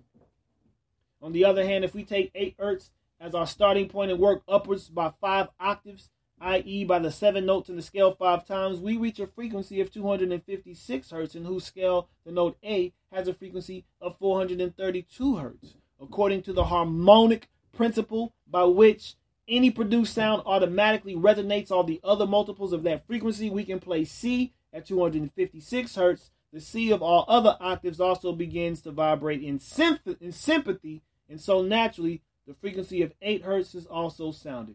This is why, together with many other mathematical reasons, the musical pitch tuned to 432 oscillations per second is known as the scientific tuning. Now, I'm not going to read this whole article. I just want you all to see this attunement that we have to undergo. We have to undergo an attunement, okay? And this attunement requires us getting rid of dark energies. We have to get rid of dark energies because these dark energies are attempting to prevent us from entering into a higher state of consciousness.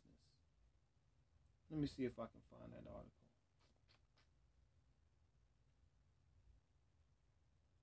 No, I don't have it there. Dag nabbit. Wabbit.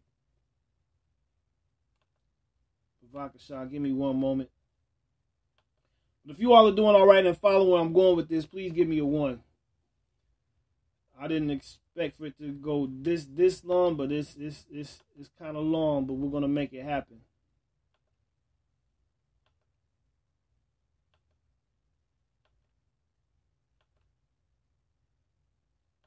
Let me see.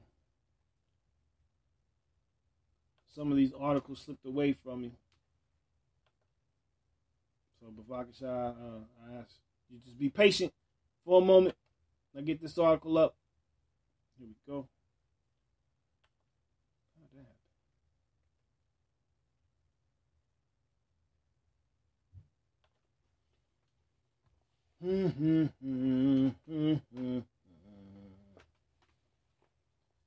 Give me just one moment so I I get this article here up.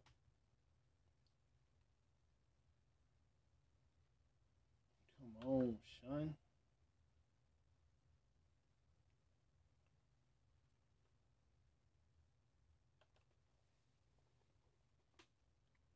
Okay, it's coming up. Give me one moment, please, and thank you.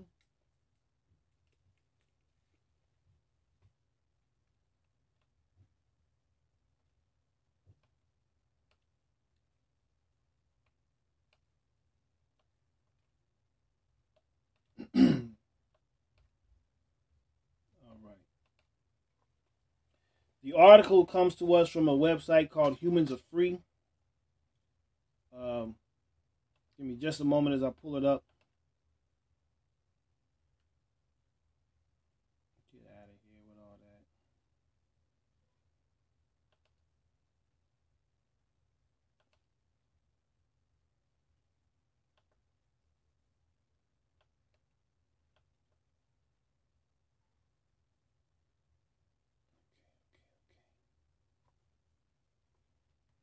But the article you will receive shortly. It's called How Transmuting Dark Energies Will Heal the Universe. How transmuting dark energies will heal the universe. Give me 1 second as it pulls up. I'm going to get the link to you all. Then I have 2 more articles for you all, and I'm wrap it up.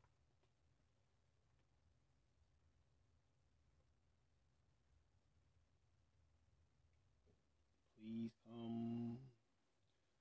Shabbat Shalom and welcome to all who've recently entered the room.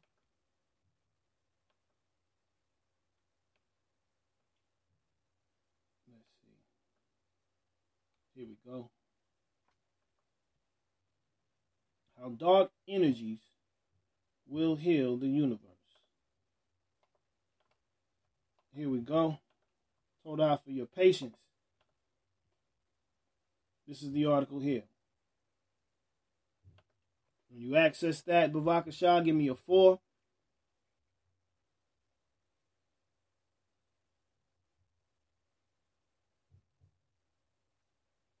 All right, let's get to it.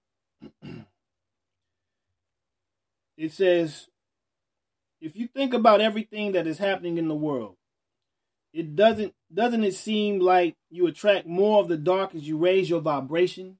Okay, I can feel that sometimes. Perhaps that is because the Archon's negative energy yearns for healing just as much as we do. That doesn't include all negative beings, as we know, which we are dealing with a few psychopathic beings that are still running the Negative Harvest Matrix program. Some people have said that the big bosses, the Archons, have actually left, and all that is left is the middlemen, and they left them here to throw them under the bus. Now, just take some of this tongue-in-cheek, but look at what the principles are, okay? All ultimately comes from the same source. We know that Yah is the source of everything. Some of Source's children have been very naughty and have not played the rules of the game. These naughty beings are being forced into a corner and are being given a choice of changing polarity through healing or healing by being recycled back through the great central sun. Is it possible that some of us volunteer to help some of the negative beings heal that choose it? We know that most of our family and friends who are not awake yet are simply running their negative programs, and when the programs get dismantled, they will be ready for some healing and redirection of their thoughts and belief systems. Hallelujah. Their soul is probably not negative. It is just their hypnotic trance that allows for negative thoughts formed. That is the problem. So we know many times it's not the individuals. You're dealing with spirits that are in people, right? They've allowed spirits to take up residence within them and either possess or oppress them, okay? Some of the truly negative souls of the upper middle management of the dark are quickly finding out that they were used and will not get the eternal life that they were promised by their bosses. They are having to figure out their best possible scenario at this time, and they are becoming desperate. We can help to dismantle the hypnotic trance negative thought form program by clearing ourselves and connecting with the collective consciousness. There it is again, going back to this collective consciousness, this interconnectivity that we have amongst us in order to send high vibrations and to transmute all the negative thought forms. As we heal ourselves, we help to heal our other humans, the planet, the galaxy, the universe, and so on. Very quick and brief article, okay? Now, yeah, we'll just go here. We'll go here. This article that leads up to my last article is powerful. Because people are lost, right? People are searching for answers. People are searching for the truth. People are searching for life. People are searching for something greater than themselves, and they're having a hard time finding it. The beauty of Yah is that Yah often uses events that take place to give us encouragement, to speak to our heart, so to speak, right? This next article is an example of that. It comes to us from Breaking News Israel. This was written on September 14th of last year. It's an exclusive that they say, could discovery of lost Urim and Tumim gem provide form of divine communication? There's a suggestion that this article is saying that they found the Urim, Slicha, and the Tumim. This is Adam Eliyahu Berkowitz. He opens up with a quote from this week's Parsha. Tetzaveh says, and you shall take 2 onyx stones, engrave on them the names of the children of Israel. Give me some 4s when you access this article. You can just see an image of a stone right there. That's a gemstone. Sometimes incredible stories are actually true. And in this case, experts agree that a small onyx stone claimed to be given to a Knight Templar over 1,000 years ago and handed down through one family from generation to generation is actually what the present owner claims, a gem from the breastplate of the high priest in Jerusalem. A magical prophetic stone? A magical prophetic stone? The stones of the Choshen Mishpat, the high priest's breastplate, were referred to in the Bible as the Urim Vatumim, a phrase that defies translation. And thou shalt put in the breastplate of judgment, the Urim and Thummim, and they shall be upon Aaron's heart. The Talmud, Yoma 73a, describes how questions were put to the breastplate and the stones would light up to spell out the answer. The book of Shemuel lists the Urim Vatumim as one of the 3 forms of divine communication: dreams, prophets, and the Urim Vatumim. And when Shaul inquired of Hashem, Hashem answered him, neither by dreams, nor by Urim, nor by prophets. According to the Talmud, Yoma 21b, the Urim Vatumim were lost when Jerusalem was sacked by the Babylonians. The book of Ezra mentions that individuals who were unable to prove after the Babylonian captivity had ended that they were descended from the priesthood before the captivity began were required to wait until priests in possession of the Urim Vatumim were discovered. In addition to the 12 stones mounted on the breastplate were 2 sardonyx stones fixed in gold settings on the shoulders of the high priest. And thou shalt put the stones, the 2 stones, upon the shoulder pieces of the ephod, to be stones of memorial for the children of Israel. And Aharon shall bear their names before Hashem upon his 2 shoulders for a memorial. Experts believe this is one of the 2 stones. If this is so, contained within it is the power of prophecy, and it may play an important role in returning the priestly caste to serve in the temple. Now, the stones were just enhancements. The true nature of prophecy is within us, the inner self. That is what this is about. So if the wrong person gets this, they'll only enhance what's inside of them. Okay, this is what we need to understand about these things. If their intent is not to bring about Yah's kingdom, well, all those intents are going to come out. Discovery too incredible to believe. And I'm not going to read that anymore. You can actually read the rest of that on your own, okay? Just getting into just a little more of, what's going on and as far as how this was discovered, which is, a little bit of the sensationalism of it. But let me get to my last article, Bavakashah. And this last article comes to us from Hebrew Vision News. It is entitled The Breastplate of Judgment. Parshat Tetzaveh Reflections. And I'm going to get it to you. And when you access it, I ask that you give me a 4, Bavakashah. What in the world? How did that happen?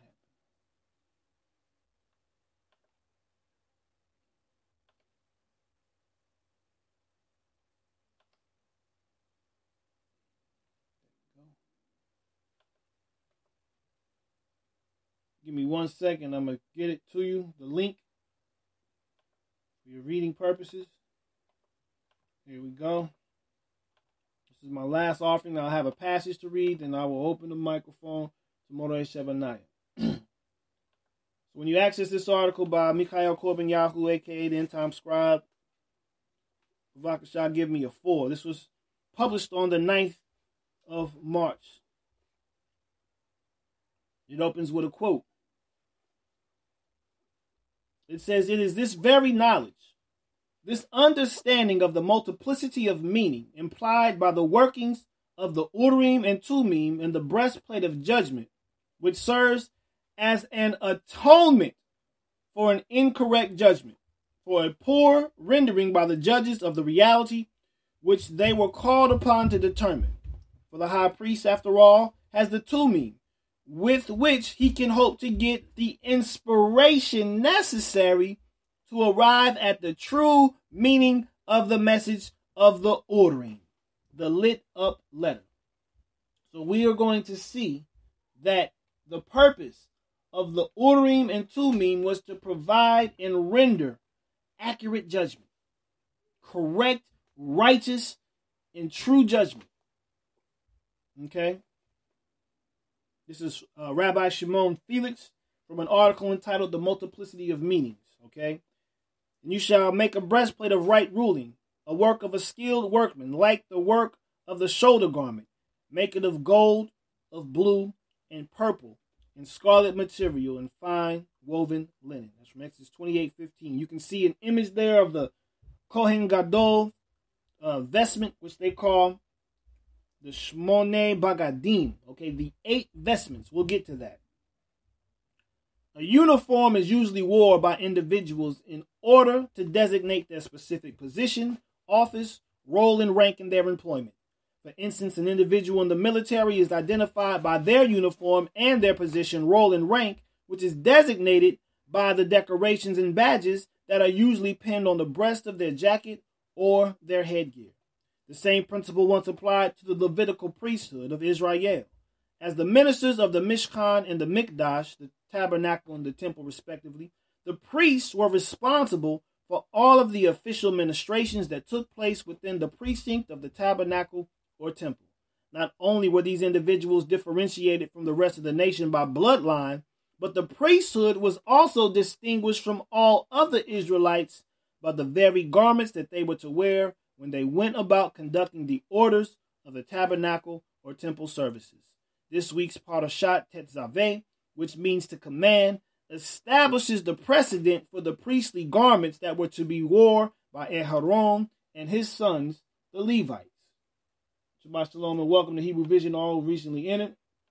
Quote, "And you, Moshe, bring near Aharon your brother and his sons with him, from among the children of Israel, for serving as priests to me, Aharon, Nadab and Abihu, Eleazar and Ithamar, the sons of Aharon. And you shall make set-apart garments for Aharon your brother, for esteem and for comeliness." For esteem and comeliness. This is what the garments were for. To evoke feelings of like wonder amongst the people. "And you speak to all the wise of heart, whom I have filled with the spirit of wisdom, and they shall make the garments of Aharon to set him apart, for him to serve as priest to me. And these are the garments which they make: a breastplate, a shoulder garment, a robe, an embroidered long shirt, a turban, and a girdle. And they shall make set-apart garments for Aharon your brother and his sons, for him to serve as priests to me." Exodus 28, 1-4. The garments that Aharon and his sons were to wear for esteem and comeliness, were truly magnificent in all of their intricate designs and purposes. Designed by those who were filled with the spirit of wisdom, these unique clothes consisted of 8 vestments, which are called the Shmoneh Bagadim, that were to inspire awe with those who viewed them on their wearers. The 8 vestments that are identified with the high priest in this week's Sidra are 1, the embroidered coat called the Ketonet, the girdle, which is the Abnet, the Turban, which is the Migabot, the Migbaot Slika, the pants, which are the Machnasi, the robe, which is the Ma'il, the mitre, which is the Mitznafet, the shoulder garment, which is the Ephod, and the breastplate, which is called the Choshen HaMishpat, okay? And you can go up to that image at the very opening, and you can see all of those different places in that particular matter there, okay? Of the 8 vestments, only 4 were peculiar to the high priest. These were called the holy garments, the Hakadosh Bagadi, which consisted of the robe, the mitre read set apart to Elohim on it, which was on the turban, the ephod, and the breastplate. Everything else, all the other priests also wore. But these 4 items, these 4 garments were only relative to the high priest. All of the priesthood, however, regularly wore the white coat, the girdle, the white turban, and the white pants while officiating. It is understood that each of these priestly garments contained a symbolic meaning which alluded to the complete atonement of Israel. Yes, indeed, that new beginning. Yes, indeed, Aki Uzziah. So according to the Temple Institute's article, the priestly garments, there was a redemptive and atoning power that was present in the garments themselves. Of this principle, the article states, quote, another important quality of the priestly garments is that their very presence, worn by the priest during the temple services, serves to atone for the sins of Israel. It is taught that just as the sacrifices facilitate an atonement for sin, so do the priestly garments. If you knew that there was a symbolic representation of atonement present in the garments that the priests wore, type in a 1. If you did not know that prior to this article, type in a 0. I didn't know that prior to this. Personally, I didn't know that the garments themselves symbolized atonement. I didn't know that. I just found this out myself. That's powerful. Continuing. This is one of the deeper aims of wearing these garments, and something for the priest to ponder while they are upon him. So while he wore the garments, he was thinking like, man, I'm about to atone for these people, but what I'm wearing is symbolic of the atonement. Check it out. Look how deep this gets. His everyday actions in the temple transcend his own personal idiom. We have to go beyond our own idiosyncrasies, okay? And take on a more universal theme, collective consciousness. He had to be one with the people. That's why the high priest had the names of Israel on his shoulders and on his heart. He makes atonement and spiritual rectification for all humanity. Thus we are taught, listen to this, the tunic, which covers most of the priest's body, atones for killing. These are the specifics that it atones for. The tunic atones for killing. The belt wound about the body and worn over the heart atones for the sins of the heart, their thoughts, improper thoughts. The turban worn on the head atones for haughtiness. The pants atone for sexual transgressions. The robe atones for evil speech. The high priest's crown atones for arrogance. The ephod atones for idolatry. And the breastplate atones for errors in judgment. That is powerful. When we understand the significance of these garments, then we can get a much deeper understanding of what we are also supposed to be engaged in as a kingdom of priests in our high priest, Mashiach Yahushua. Okay? So while this article could veer in several directions given the vastness of the information that has been heretofore presented in regards to the priestly garments, it is the intent of this article to bring our focus to that of the breastplate of the high priest, which is called the Choshen Mishpat and the Urim and Tumim. Okay? As our attention will focus on these two most unique and powerful spiritual tools. Suffice it to say that what we are presented with so as relating to the entire priesthood's holy attire is also that of which Shaul of Tarsus wrote when he stated, put on the complete armor of Elohim, for you to have power to stand against the schemes of the devil, because we do not wrestle against flesh and blood, but against principalities, against authorities, against the world rulers of the darkness of this age, against spiritual matters of wickedness in high places. Because of this, take up the complete armor of Elohim, so that you have power to withstand in the wicked day. And having done all to stand, stand then, having girded your waist with truth, and having put on the breastplate of righteousness, and having fitted your feet with the preparation of the good news of peace, above all, having taken up the shield of the faithfulness, with which you shall have the power to quench all the burning arrows of the wicked one. Take also the helmet, the turban of deliverance, and the sword of the Spirit, which is the word of Elohim, praying at all times with all prayer and supplication in the Spirit, watching in all perseverance and supplication for all the set apart ones. So we too bear one another's burdens. This is what it says in Philippians, but this is from Ephesians 6:11 through verse 18. There was a correspondence that existed with the proactive function that the priesthood played over the nation of Israel, and the protective capacity of the garments that the priests wore during their officiating of services. So not only was the priesthood the protectors spiritually of Israel, the garments were also the protectors spiritually of the priesthood. Okay, if you understand that correlation, type in a 1. The priests protected the people. The garments that the priests wore protected the priests. All right, the Hoshen played a central role in this matter. In order for us to fully appreciate and comprehend the mystique and function of the Hoshen, therefore, let us first seek to capture the capacity of the Levitical priesthood. Let's understand what the priest's functions were. According to the Jewish Encyclopedia, they have an article called Priests. The origins of the Israelite priesthood and the functions of the priests were twofold. To care for and guard the sanctuary and its sacred images and palladia, and of still greater importance, too, to consult the oracle.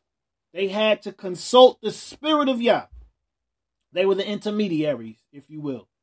While we are well aware of the care of the guarding of the sanctuary and tabernacle and temple structures, let us now so draw our attention to that of the consultation of the oracle, because this is what the breastplate deals with, okay? In Hebrew, the word for oracle is dabar, and has as its meaning a word, by implication a matter as spoken of, or thing, adverbially a cause, act, advice, affair, and answer. Furthermore, the word dabar carries with it the idea of, according to the Dictionary of Torah Names and Words, an insight of the heart that even formulates the mind, being that words are illuminated insights that make an appearance to construct, build, develop the mind of man as a ruler. So these words are to develop us, to build us up, living stones, to be rulers, to be governors, teachers of life energies, of all life energies, okay? A word is an open gate to the houses of knowledge, because they are seen as the basis of life, for they formulate energies that belong to the unity of life. It is in this light that the priest was to provide the people with the direct revelation of Elohim as a result of accessing Yah's living oracles through the insight of the heart, so as illuminated by the Hoshen. The reality of this revelatory role is best expressed and so described by the prophet Malachi, who prophesied, quote, "And you shall know that I have sent this command to you as being my covenant with Levi, said Yah of hosts. My covenant with him was life and peace, and I gave them to him to fear. And he feared me and stood in awe of my name. The Torah of truth was in his mouth, and unrighteousness was not found on his lips. He walked with me in peace and straightness, and turned many away from crookedness. For the lips of a priest should guard knowledge, and they seek the Torah from his mouth." He's the one who has the oracle, the priest does. "For he is the angel, for he is the messenger, for he is the malach of Yah of hosts." Selah. Malachi 2, verses 4 through 7. As the messenger, representative, or even what is known as the angel of the Most High. The role of the priest was pivotal to the national direction and well-being of Israel. While each priest was charged with specific functions within the sanctuary edifice, as just mentioned, the greater responsibility of the priest was to provide the people with the prophetic word of the Most High so as to address whatever issue, circumstance, or situation was present. This role was all the more the responsibility of the high priest who wore the Choshen with the inserted Urim and Tumim. The breastplate, also known as the oracle, was worn by the high priest for the exclusive purpose of revealing the express will and word of Elohim, derived from an unused root that has a supposed meaning of to sparkle, a pocket, or rich. The Choshen was set with 12 engraved stones representing the 12 tribes of Israel. The Metaphysical Bible Dictionary states that this suggests that the 12 faculties of the mind, we talked about this unification of the mind and how that 432 hertz of the resonance of the earth can cause that to take place.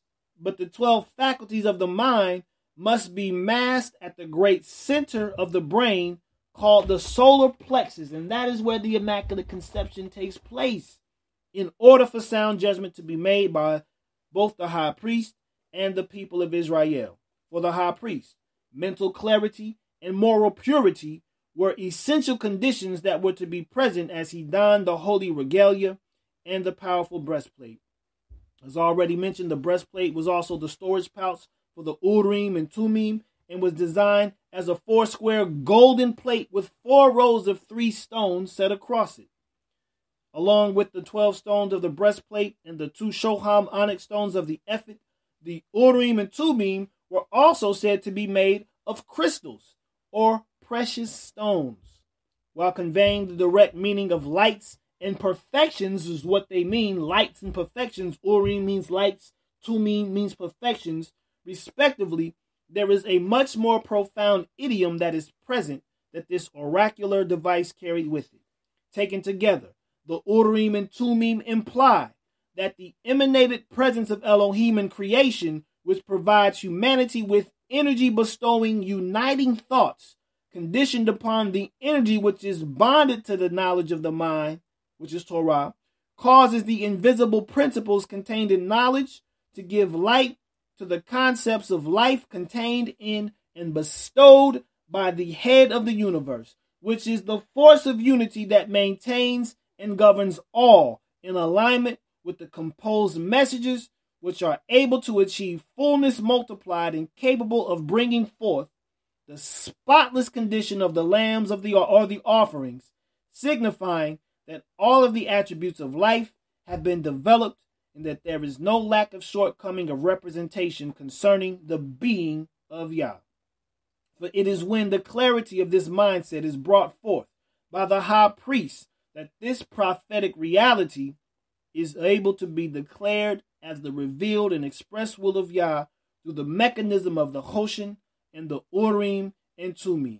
What makes the Choshen so powerful, in addition to the command to bring forth by Yah, is the representative nature of the stones that made up the Choshen and their ability to provide the high priest with a definitive prophetic word.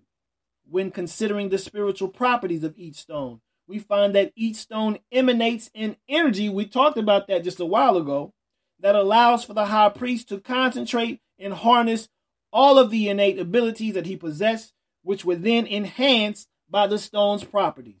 Let us now consider the spiritual benefit of each of the 12 stones present in the breastplate. The website, Crystal Vaults, provides us with these wonderful insights into the mineral world of these most precious stones that were set in the Choshen. This is so beautiful. Just listen to these properties. The ruby. It signifies light to the darkness of one's life. It encourages following your bliss, teaching one to enjoy being in the physical world and perceiving the spiritual energy that exists throughout the realm of matter. So it's like you're in tune with both worlds. It offers lessons in mastering the transformation of thought and intent into physical manifestation in order to change one's world. Ruby assists in connecting one's energy field to the earth for the purpose of replenishing one's energy stores. It is excellent for grounding and overcoming mental overload, and is a great support during times of stress or when there is a lengthy sojourn before having the opportunity to rest. That's what ruby does. Topaz is an excellent crystal for boosting faith and invigorating one's spiritual development. This is what topaz does. It boosts faith and invigorates one's spiritual development. It cuts through uncertainty and doubt and instigates a sound trust in the universe. Topaz carries a marvelous energy for tapping into higher realms of awareness in order to channel divine wisdom and knowledge and connecting with one's spirit guides, angels, loved ones. We don't really deal with that one. And ascended masters. It is ideal for recognizing the signs and symbols one is sent to help with daily life. Keep in mind, these are in the high priest breastplate. Ruby, topaz, now the emerald. These are the stones that were in the high priest breastplate. Emerald is a stone of aspiration and inspiration. It opens the heart, clearing and strengthening one's connection to divine love and sustaining one in their spiritual journey. It encourages one to live and act from the heart, offering unconditional love and compassion in daily life and relationships, and to be able to receive love, to be open to receive love from others. A strong and open heart allows also universal blessings to flow into one's life. Emerald stimulates not only the hope of wealth and material possessions and financial standing, but allows one to experience true abundance beyond mere wealth. Abundance is the ability to receive the gifts of the Spirit within all of life's experiences and embrace it as its manifestations with gratitude. It encourages trust that the universe will provide for all of one's needs, that there can be no lack in reality. And we're going to get to that too in this article, more Aki Uzziah. Turquoise unites the earth and sky, brings together male and female energies. Spiritually, turquoise heals and cleanses both the energy centers and the physical body. It acts to induce wisdom and understanding and to enhance trust, kindness, and the recognition of beauty. Turquoise enhances the ability to see all aspects of ourselves, good and bad, and to integrate these aspects into a cohesive whole. While it is tempting to try and rid ourselves of the traits of self that are not entirely enlightened, turquoise, like an ancient grandfather ally, reminds us that all experiences are valid and that mistakes are simply another experience. Wholeness can only come when we are willing to embrace all of who we are and what we have learned. Sapphire. It tends to focus, emanate, and radiate its energy in fulfilling dreams and desires of the consciousness, even without conscious initiation. Blue sapphire is a wind element stone activating the higher mind. It opens awareness and communication with the higher planes and stimulates psychic visions, extrasensory perception, and one's inner sense of knowing. It engenders strength of mind and increased learning ability and may be used for wisdom in negative situations. It also allows one to act as a conduit in channeling received information. It's in the breastplate. It's in the high priest breastplate that Yah commanded Moshe to design exactly according to the pattern that you're about to be shown. This included the high priest garments. Okay? Diamond. It brings a sense of radiance, a loving energy that clears the aura and fills the emptiness with purity and light. It links with the divine, and as the evolution and required growth manifests within the heart, it allows the soul's light to shine out and be shared with others. Diamond also encourages one to look at the struggles and hardships of life and see if the lessons and growth they've provided can be used in a positive way. The diamond lends strength in dealing with high-pressure situations and assists in responding with grace. It asks us to be a model of fortitude in times of adversity and helps one understand it is in these difficult times our behavior reveals our true inner beauty and our soul's knowledge. That's what a diamond does. Jacinth is said to be able to ward off evil and protect your property from theft. It helps to lift and protect you spiritually. It instills deep wisdom and attracts great riches. Most impressively, though, jacinth gemstones are believed to be barometers of health. Their luster fades as health deteriorates. That may be what you would consider a mood stone, okay? Agate raises awareness and links into the collective consciousness of the oneness of life. This is the high priest had to be connected. So these stones, everything that the priest had to embody and demonstrate, these stones are enhancing for him, okay? This is what's so powerful about these stones. It encourages quiet contemplation of one's life experiences that lead to spiritual growth and inner stability. This is probably one of the most powerful stones coming up here is amethyst. It carries a high spiritual vibration of humility and devotion to the divine. It is highly conducive to stilling one's thoughts in prayer and meditation and surrendering to that which is greater than the self.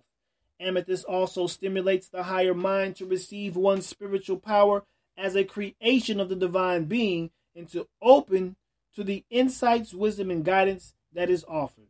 Amethyst is a stone of spiritual protection and purification, cleansing one's energy field of negative influences and attachments and creating a resonant shield of spiritual light around the body. It acts as a barrier against lower energies, psychic attack, geopathic stress, and unhealthy environments. It is a valuable protection for those doing psychic or intuitive work and enhances personal environments with a healing and protective circle of light. Beryl embraces an awareness and recognition of those beings who are from other planetary worlds and imparts the message to accept all events and conditions, knowing that in the perfect state, one has no concerns or requirements except to impart love, giving, okay? Shoham, or onyx, teaches the appropriate use of power in focusing one's energy and will into a positive force. It is an excellent tool for grounding and connecting with the electric magnetic energy of the earth. So with the Schumann resonance, if you want to tap into that more, put some onyx in your pocket, okay? Put some onyx around your neck. Put some onyx on your finger, okay? But this is as well as facilitating alignment with higher powers for guidance and strength. Onyx may be used to stimulate the psychic senses and engenders a protective shield for those who offer spiritual counseling. Tarot, we don't really deal with that. But channeling or we don't deal with that either. We don't deal with automatic writing. Or any endeavor that opens one to psychic influences, okay? We do all understand those psychic influences, though, but from a spiritual sense of connecting with Yah, okay? But this is how it's used by the wicked as well. They understand that stuff, okay? It encourages one to feel safe in its presence and is a remarkable aid for past life. We don't deal with that. And between lives, we don't deal with all that either. But white onyx amplifies telepathic connections into the Akashic records and the opening to the angelic realm. And lastly, jasper, which is the 12th stone in the breastplate, the Choshen, it strengthens one's connection to the earth and the spiritual wisdom and sacredness of life that exists in nature. It encourages one to celebrate moments of beauty in the ordinary, in the extraordinary, and to find harmony within self and with others. Through meditation and dream work, jasper can provide a connection with Earth's ancient past and allows one to retrieve spiritual knowledge for use in the present to help heal humanity and the planet. Now, what's so deep is all of these stones were embedded or engraved or set in gold. Okay? And gold represents the vital principle of all life. It is the central governing authority. So these living stones are set in gold, which we know is in Yah. Oh, yeah.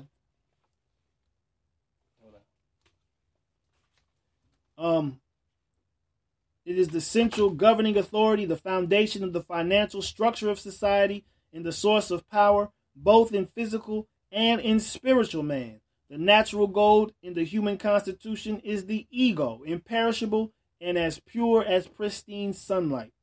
But there is another gold that is not the ego, yet that partakes of its enduring nature. This is not the material gold that some strive to make in the chemical shops of the earth. It is a spiritual gold, that is, a gold likened to the ego in its spirituality and continuance. It is even possible to convert through proper purification, combination, and heating every event of life into this most precious metal. See, what these alchemists didn't understand, where they were trying to take, brass and turned to gold was that it wasn't talking about a physical reality. It was talking about purifying your life. It was talking about becoming the gold that Yah has laid over these vessels. That's why these vessels are covered in gold. He took basic acacia wood and other types of wood and laid it inside and out with gold to purify it for his purpose. Okay? Continuing on. This immortal body is the transmuted spiritual gold. With each of these stones set in the gold breastplate, it becomes rather apparent that the vibratory level of the high priest was further elevated and all of his cognitive abilities were optimized by the spiritual properties that are present within each stone. Being that the creator of heaven, earth, sea, and all that is in them is the only omniscient, it is also evident that the instructions provided to Moshe in this week's Parashat would enhance the intuitive nature and abilities of the wearer of the Hoshin, vibrate at the highest possible frequency. So as we transition from the present age to the age to come, we are witnessing, we just talked about the Schumann resonance, an increased amount of vibrational resonance from the earth. And the stones are even crying out as we, the living stones which make up the temple, are awakening from slumber and starting to emanate the healing and spiritual properties that are contained within our spiritual and genetic makeup. As what is known as the Schumann resonance, the electromagnetic waves in Earth that are excited by electrical stimulation in the atmospheric conditions, so too are we affected by external stimuli which can either raise or lower our vibrations based on our thought patterns and exposure to different elemental frequencies. Hence, it was the purpose of providing the high priest of Israel with the Hoshin to not only harness the energies needed to attune into the most high level of consciousness, but also to protect him from the negative, dark energies that were present in the world meant to cloak and disturb the forces of positive light. This is what allowed for the Kohen Hagadol to pronounce righteous judgment. Therefore, when we read of the established kingdom of Elohim in the world to come, we see that there are also present precious stones which will make up its foundation as well as its gates and streets. This is due to the resonance of these stones which will further conduct the spiritual capacity of the redeemed present within us, who will emanate a light that has yet to be seen in all of creation. The levels of purity and power will be unmatched and unsurpassed in any time prior to that point in time. For the essence of each stone will become the essence of each tribe of which it represents. For this is the true meaning of the Hoshin, the embodiment of the spiritual principles within the hearts of the people, so as demonstrated by the ideal Israelite, which is a kingdom of priests, which was, is, and will be the high priest, as it is written. And he carried me away in the spirit to a great and high mountain, and showed me the great city, the set apart Jerusalem, descending out of the heaven from Elohim. And her light was like a most precious stone, like a jasper stone, clear as crystal, and having a great and high wall, having 12 gates, and at the gates 12 messengers, and names written on them, which are those of the 12 tribes of the children of Israel. 3 gates on the east, 3 gates on the north, 3 gates on the south, 3 gates on the west. Those are the 4 living creatures, people. That's the tabernacle arrangement. That's the throne of the Most High right there, what they just described. And the wall of the city had 12 foundations, and on them were the names of the 12 emissaries of the Lamb. And he who spoke with me had a golden measuring rod to measure the city and its gates and its walls. And the city, like the Hoshin, lies 4-cornered, and its length is as great as its breadth, like the Hoshin. And he measured the city with the rod, 2,200 kilometers, 2,200. Remember, that's one of those levels, the vibration levels that we have to tap into. The length and the breadth and the height of it are equal, balanced. And he measured its wall, 65 meters, according to the measure of a man, that is, of a messenger. and the structure of its wall was jasper, and the city was like clean gold, like clear glass. And the foundations of the wall of the city were adorned with all kinds of precious stones.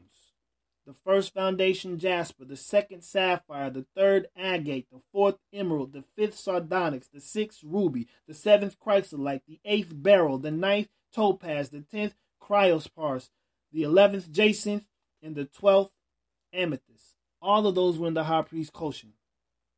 And the 12 gates were 12 pearls. Each one of the gates was a single pearl. And the street of the city was clean gold like transparent glass. And I saw no dwelling place in it, for Yah El Shaddai is its dwelling place, and the Lamb. And the city had no need of the sun, nor of the moon to shine in it, for the esteem of Elohim lightened it, and the Lamb is its lamp, because they have become the embodiment of these living stones. And the Gentiles of those who are saved shall walk in its light, and the sovereigns of the earth bring their esteem into it. And its gates shall not be shut at all by day, for night shall not be there. And they shall bring the esteem and the appreciation of the Gentiles into it. And there shall by no means enter into it whatever is unclean, neither anyone doing abomination and falsehood, but only those who are written in the Lamb's book of life. Selah. I want to close with 1 Peter chapter 2. Mariam 70, if you're still with me, I want to read the first 12 verses of 1 Peter chapter 2, and then close out and transition.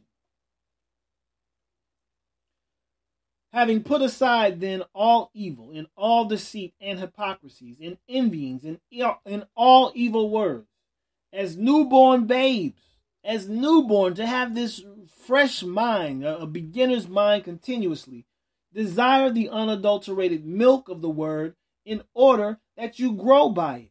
If indeed you have tasted that the master is good, drawing near to him, to Yahushua HaMashiach, a living stone. Mashiach is a living stone, rejected indeed by men because they didn't receive the truth that he gave, but chosen by Elohim and precious. You also, as living stones who have been rejected, are being built up, a spiritual house, a set-apart priesthood to offer. See, we are the priesthood. This is what we need to understand. He wasn't just talking about the Levitical order. He's talking about a national reality, okay? But a set-apart priesthood to offer up spiritual slaughter offerings acceptable to Elohim through Yahushua HaMashiach. We have to teach the world the Torah because it is contained in the scriptures. See, I lay in Sion a chief cornerstone, chosen, precious, and he who believes on him shall by no means be put to shame. This preciousness then is for you who believe. You will have the opportunity to shine greater than these stones, to be more valuable than these stones. Okay? And in Yah's heart. This preciousness then is for you who believe, but to those who are disobedient. Notice the correlation between belief and obedience.